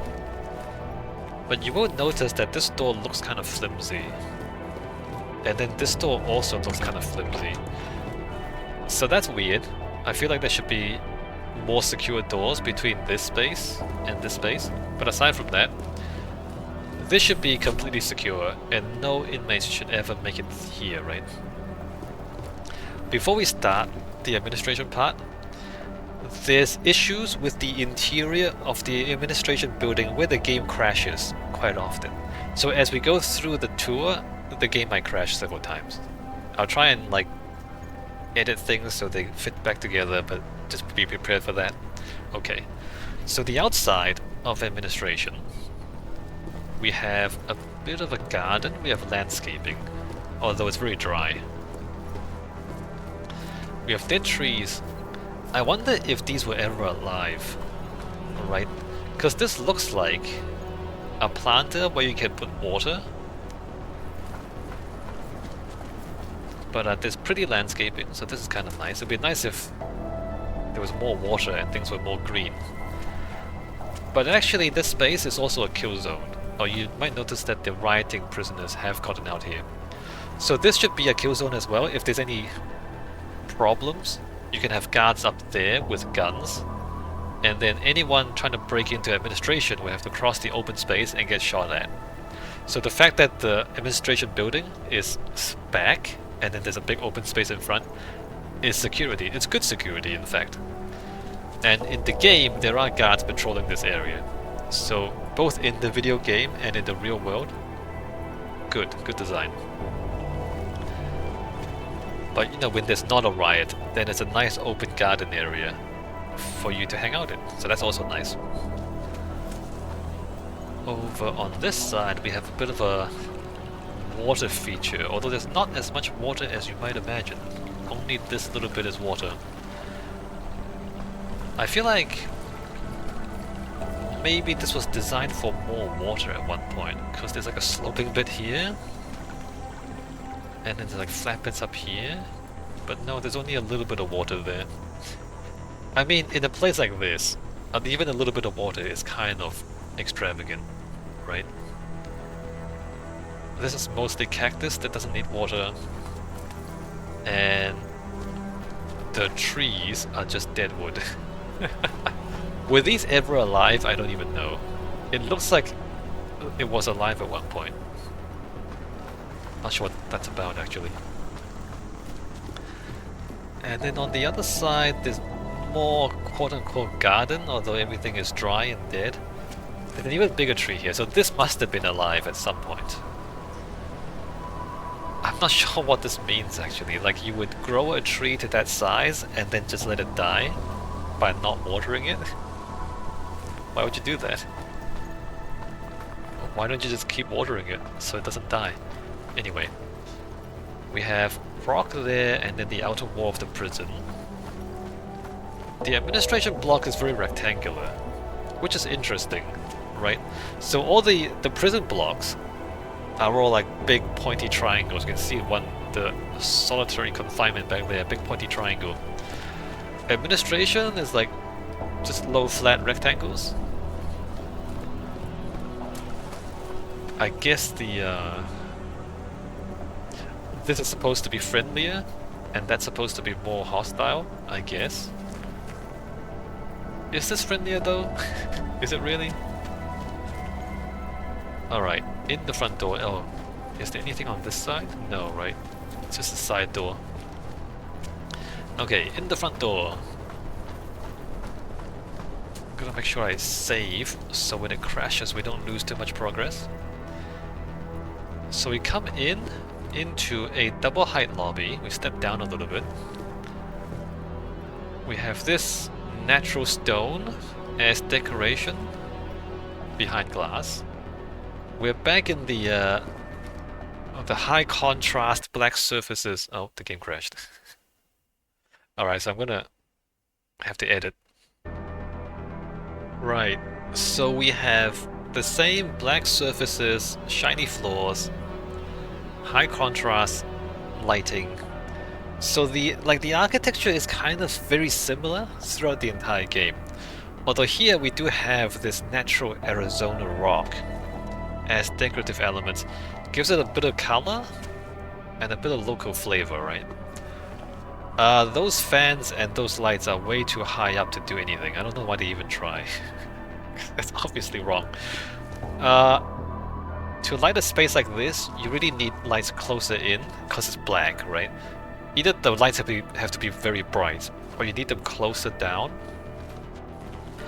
In the game, if we like come over here, this desk, the reception desk is super bright, but there's no light here to do that.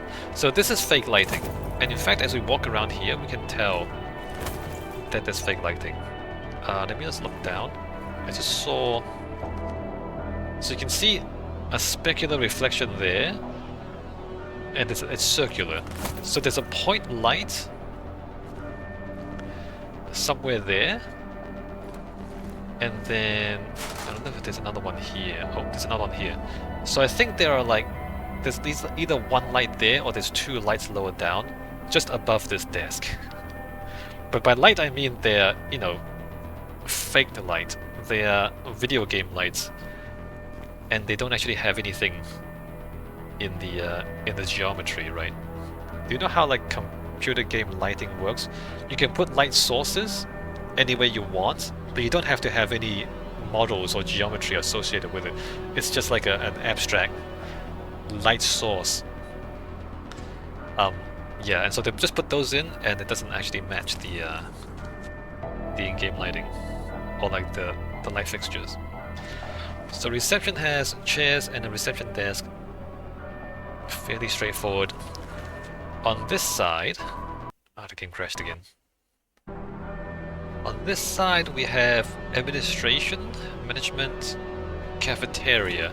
So this is the general office area, right? Oh, this leads to storage. Down there is to the infirmary, which we were before. Storage is way too small, but otherwise fine. We do need storage in a prison. It's too small for a prison this size. So when the prisoners come in, you take all their personal items and you put them in storage. And there's just not enough space for all of that. Okay, back to here we have offices. Here we have a meeting room. And then we have another meeting room. Like, this is kind of cool. High contrast, geometric shapes, concrete and stone. Fancy corporate architecture. Although, like, you know, it's the sort of modern architecture that looks really slick, but doesn't really say anything. It looks pretty, but doesn't say anything. I guess you can describe some people like that. Meeting rooms. Over here we have a sitting area, sort of like a staff break area, I guess. Again, like, you know, architecturally, kind of interesting. There's like a box, a timber box, inside the shape. So the timber is kind of nicer, warmer, the acoustics is softer, and you have like red couches, you can like rest here. Kind of nice. And then over here we have offices. The offices are large. Look at the size of these offices. So the admin staff have it pretty good. Although having said that, I don't think they go home at night because they're too far away from everything else. Alright, so we have offices and otherwise unremarkable. Coming this way, there is a downstairs. That's kind of cool too. There's a kitchen down there, by the way, but there's only one table. I would imagine they would have needed more tables. Given the number of staff, and this is the only kitchen for the staff, they would need more eating area, I think. Oh, there's these like wavy wooden things. I guess they call them architectural walls or something. Not sure if they mean anything. Again, they look interesting, but I don't know if they actually... Why? What does it mean? I don't know. Yeah, it's just like... I like the Arizona stone, I get it. We are in Arizona. We put some of the Arizona stone in here for color, for texture. It makes sense because this is where we are. Like, this is local... the local landscape. This is the local conditions. This other stuff... Why? What is this? What does it mean? Like, it doesn't have anything to do with prisons. It doesn't have anything to do with Arizona. It's, again, it's just the kind of modernism that doesn't really say anything, but it looks nice. Right. So here we have the cafeteria, but the kitchen is like a household kitchen. There's no stove. It's not even a kitchen. Never mind, it's not a kitchen. You can make coffee, that's about it. There's a microwave. Oh, what do they eat? What do they do? What do they do for lunch? I mean, even if they go home at night, which they probably don't, they bring lunch? Because there's no cafeteria, and they can't go out and order lunch, right? Because we're so far, they can't just order pizza, because we're so far away from everything. Yeah, no, I don't think they really considered the logistics of having a prison out in the desert so far away from a city, because there's nothing, there's no facilities here that you would need, right? Anyway, so it's not really a cafeteria, there's no cooking facilities. The elevator sign is pointing the wrong way.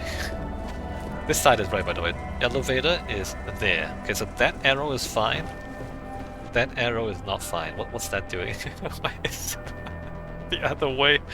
Why is it not pointing at the elevator?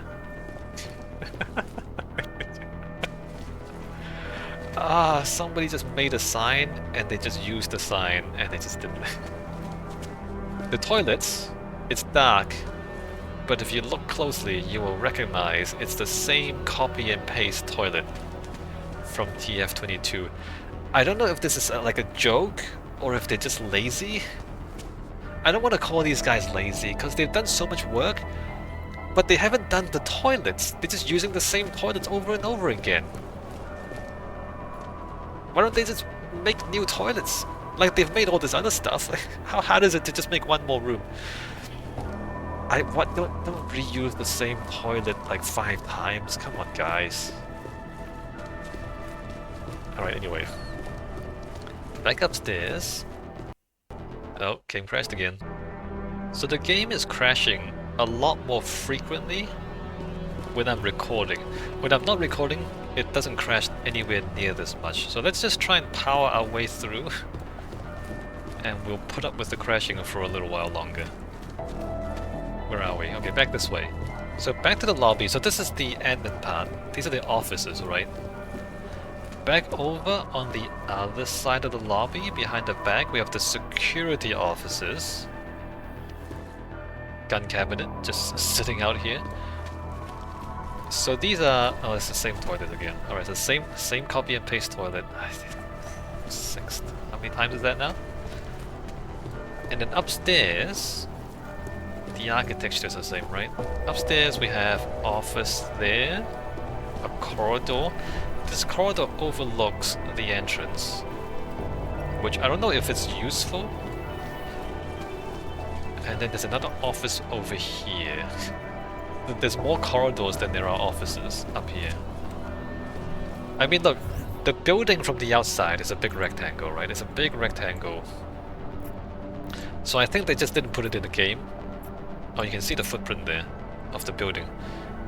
So in the real building, you would expect the whole building to be offices back here, or some other spaces. They just didn't put it in the game, I guess. So imagine, I'm gonna complain about all the missing spaces later on, but just imagine that all the missing spaces are, you know, in the unused spaces up here in the building.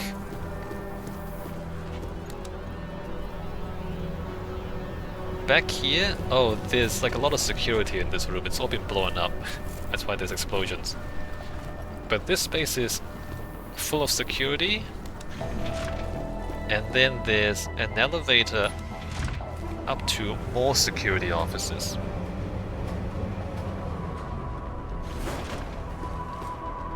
The security chief's office is here.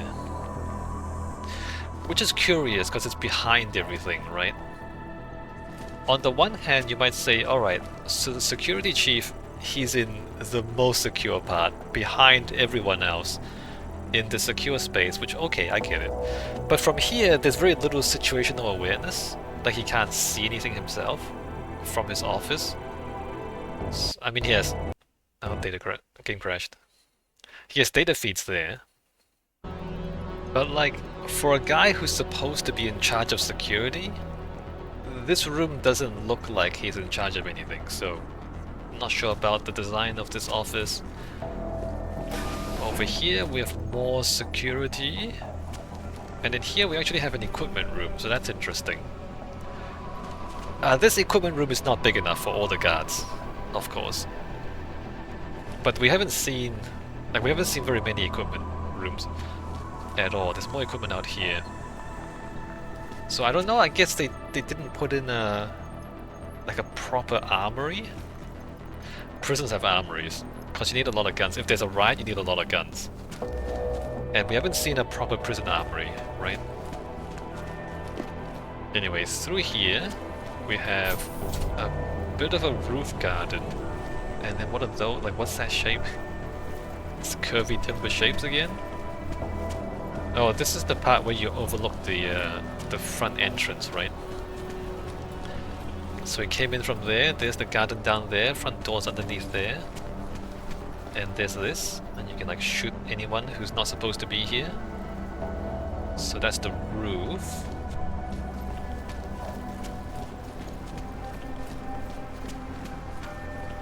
And then on this side of the upper floor, oh yeah, a bit of a seating area, not bad. We have more offices up here, right?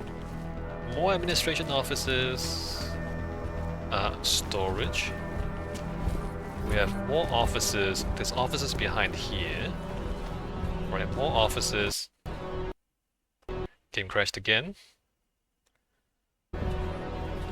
Right, and then there's a meeting room there. But most importantly, here we have the warden's office, which doesn't fit anything else. This looks like it was built into like a cave, but obviously we're not in the cave. Right, on the other side there's no rocks. So it looks like it was built into a cave. There's a bare concrete, rough concrete even. And then there's a little bit of a garden in here, like a desert garden underneath that.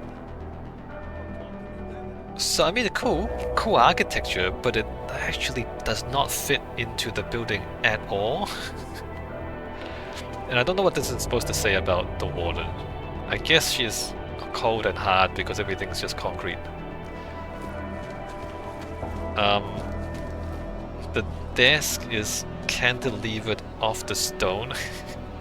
That's super silly. Okay, first of all, this is... Arizona is sandstone. It's not that hard. It crumbles. So either this is fake, this is fake. I don't know, this... okay. I've told you about cantilevers, right? It's like a long ruler, it's gonna vibrate at the end. So this is structurally silly. There's supposed to be a safe room back here, but there's no door. There is a toilet and water supply, and I guess there's food in there. And security feeds. Alright, so that's the warden's office. I don't know what to make of this. I really don't. And like this that structure, which is... I don't know what's going on there. Okay, let's get out of here before the game crashes again. I'm gonna just jump off. Can I jump off? Hold on, can I jump off? Do I have... Yes, I do, okay. Jump off. Alright, so what can we say about the administration office? It's really just an office. It's really just an office. And you might think, oh yeah, well, is it of course it's an office. No, it's not. Okay, so a prison office is not just an office. You have a lot of guards, a lot of weapons. We haven't seen any spaces for the weapons. We haven't seen the armory.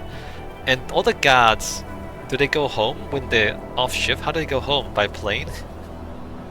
If they don't go home, then they need to sleep here. They need like apartments. They need recreation spaces. They need food.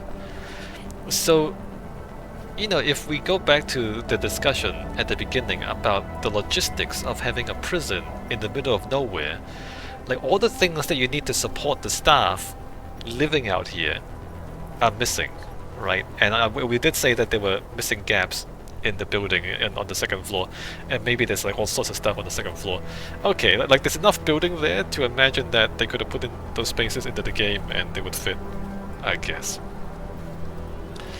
The offices are kind of unremarkable. They're modern, fancy modern architecture. That doesn't really say anything. It just looks slick and shiny. Yeah, and that's it. Not nearly as interesting as the prison part, because the offices is just like rooms with desks. It's not as hard as a prison. A prison has security issues, and so everything has to be secure, and that makes everything a lot more interesting in the prison part, right? Okay.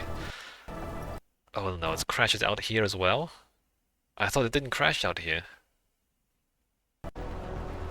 Alright, let's try and get further away to maybe hopefully not crash anymore. This game has issues, man. That segment, it crashes, not just for me, it crashes for everybody a lot.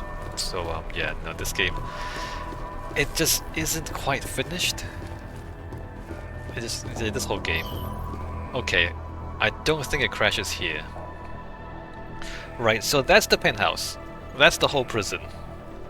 Overall, it's a pretty decent attempt at designing a prison, given the constraints of this being a video game where you're meant to break out of the prison.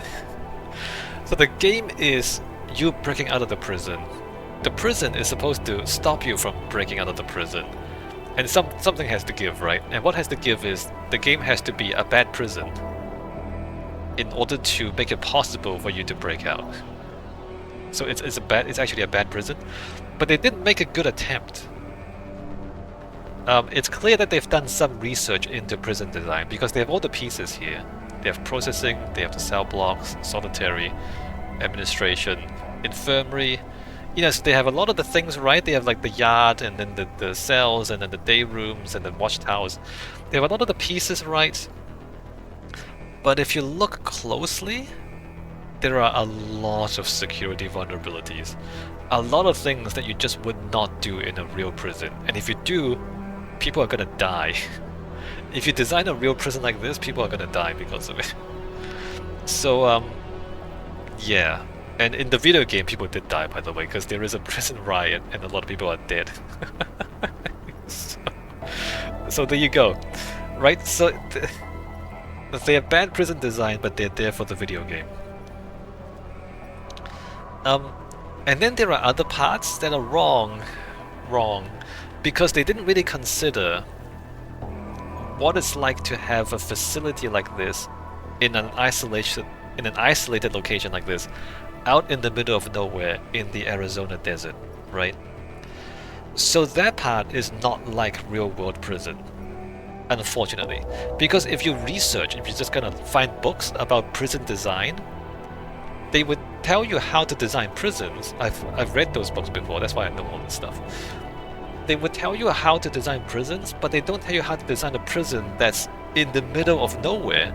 They tell you how to design a prison where they usually are, which is near a city or in a city, or like in the outskirts of a city. And so there's a lot of things that those books won't include, like staff accommodation, because they don't expect the staff to live on site, whereas here they would have to live on site because they can't go home every night. And things like you would need like a huge food storage and water storage because you're in a desert, and how often do you get food transport? And you might need like a bigger infirmary that is better equipped than a normal infirmary in a prison, because here you can't get to a hospital quickly, right? And so if you get injured, you need serious treatment here. You need to be stabilized here before you can fly to a hospital. Whereas if your prison is like in a city, you can just get rushed to a hospital from the prison without having to stabilize the patients on site. So, you know, like that sort of thing, that hasn't been really considered in this game level. And that's the sort of thing that the research wouldn't tell you. Because again, the research, they don't build prisons out in the middle of nowhere, so they wouldn't have to do that. And things like staff recreation areas. We didn't see any staff recreation areas. The staff need recreation, right? Because if they don't have recreation, then they're basically just prisoners. They live here, they work here, they eat here, and they also don't get recreation. You mean they're inmates? Are they inmates or guards? So things like having staff recreation, because you just can't just pop down to the local pub to have a drink after work. Because there's no pubs. There's no pubs, there's not even streets. There's no local pub down the street. So like, you know, they did some research to make a moderately convincing prison, and I do want to commend them for that. I want to commend anyone who ever does any research, because research makes you smart, okay? So I want to... Good for doing proper research. Good for like knowing how to do a moderately plausible prison. I respect that. I respect research. But then there are also a lot of things I can think just off the top of my head where they could have done better.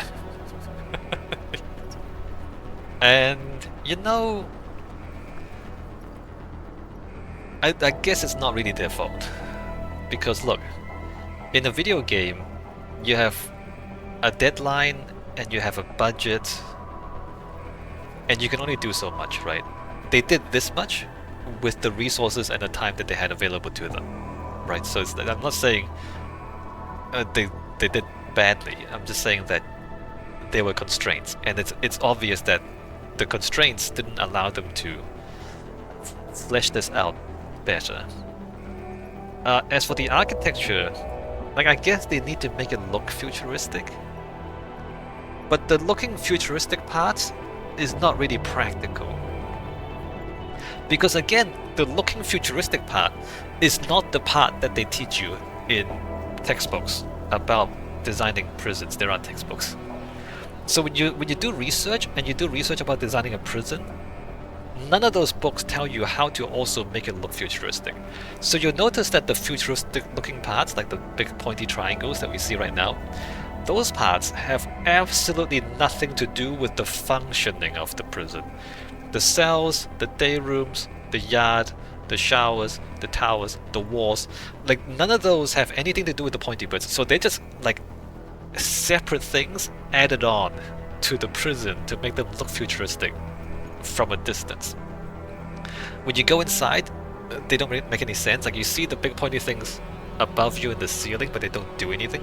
So on top of the prison, they added this decorative thing to make it look like a Deus Ex futuristic cyberpunk video game, right? So they did it for the aesthetics, but because it's not real, and I guess they didn't have real architects doing this, the aesthetics is not tied in to the function. They're like two separate bits that are put side by side. They're not interwoven, like they're not. Whereas in a real building, in real architecture, good architecture, the aesthetics and the function are like tied together. They kind of weave together to form one coherent whole, and that's really good architecture. So this, it's okay architecture. It looks right, it functions right. Okay, it passes, like it'll do, but it's not, it's not good. it's not excellent architecture, right? Yeah. So earlier I talked about how this looks menacing, right? This sharp, black, pointy metal shapes. It looks uncomfortable and cold and hard and painful. So yeah, okay, I get it. I do get it. And it's not bad. There's nothing wrong with it. But I also said that it's performative, right? It's looking menacing instead of actually being menacing. So imagine if the looking menacing part also functioned to be menacing, right? Imagine if the security is connected with the shape, with these shapes. Then that would be truly menacing. So it doesn't just look menacing, but if the shape of it actually allows the guards to oppress the prisoners more efficiently, that's truly menacing. You see what I mean? You see the difference? It's not just it looks like it, but it also functions like this, and they're together, working together like that. So that level of really good architecture, this game doesn't reach. It never reaches that level of architecture. So it's like it's good, it's not excellent. And again, excellence costs money. Excellence takes time and it costs money. And this game, okay, look, about this game as a whole now, we know that the game developers did not actually finish this game. Like, we know from real world news that originally their ambition for this game is significantly bigger than what actually got made in the end, right? And that, and you can see that. You can see that in the gameplay, you can see that in the story, and you can see this in the architecture too. Not many people talk about the architecture of it, but as somebody who has experience with architecture, you can see it in the architecture as well, right? It's just one more thing you can look at to understand that, yeah, no, they ran out of time, they ran out of money, and they didn't finish the game, and this is what they came up with. Like, it's not bad, but you can tell it's unfinished, and the thing about that is, you can tell it could have been better if they had more time and more money. And in some ways, it's a shame. It's always going to be a shame that they didn't get to finish it, because you can tell they had a vision, and they just didn't hit it. They had a vision that was this tall, and they just got this far, and they ran out of money. And you're like, what happened to that? What happened to that? You didn't do it. But again, it's like you can't blame anyone in particular. Sometimes video game is a business. Making video games is a business, and sometimes business just doesn't work out, man. Yeah. And so you look at the architecture. The quality of the architecture varies from level to level. Sometimes it's really quick, and they're just kind of using components and they're just slapping something together. And then other times they spend a lot of time to make unique components. Like this level, like they spent a lot of time making these triangular bits, right? These triangular shapes. Can I see like that one and these ones? So there's a lot of unique shapes that they spent the time to make. Like the walls, I was talking about how there's security liabilities, but they spent time making this stuff, right? So they made the effort to make extra assets to make the prison look unique. So they did spend time and money on it. It's not like they didn't do anything. They did a lot of work. It's just that everywhere you look, you can see things that could even be better, and you just know they didn't have enough time to make it better. Yeah. And as we said, we know that the game as a whole, as a final product, is seriously cut down from what they originally wanted to make. And that's such a shame. That's a shame, man. Yeah. So again, you know, throughout this series, I might have made a lot of criticisms. I want to make sure that, like, I'm not criticizing the people. I'm not saying they did a bad job. I'm just saying maybe the job was unreasonable. They tried to do too much with too little. They needed more time and more money. Maybe the project managers or the finance people, I don't know. I want to blame somebody.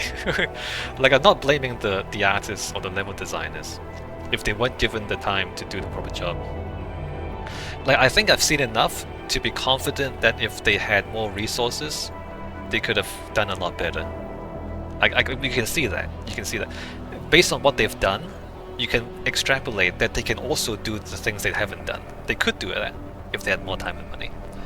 Yeah. So, they could have done better.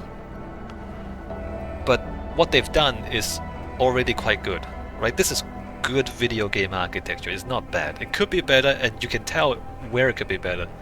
But it's definitely not bad. It's definitely good stuff, right? I sound ungrateful. I'm sorry. I'm sorry. But it's just, I'm telling you, man, everywhere you look, it could be better. And, you know, like, but it happens so often in video games. It happens in every video game. So I'm not faulting anyone for this. Alright, so that's the end of the whole series. The end of the architecture of Deus Ex Mankind Divided. Alright, thank you for watching. I'll see you if you watch any of my other videos. See you later.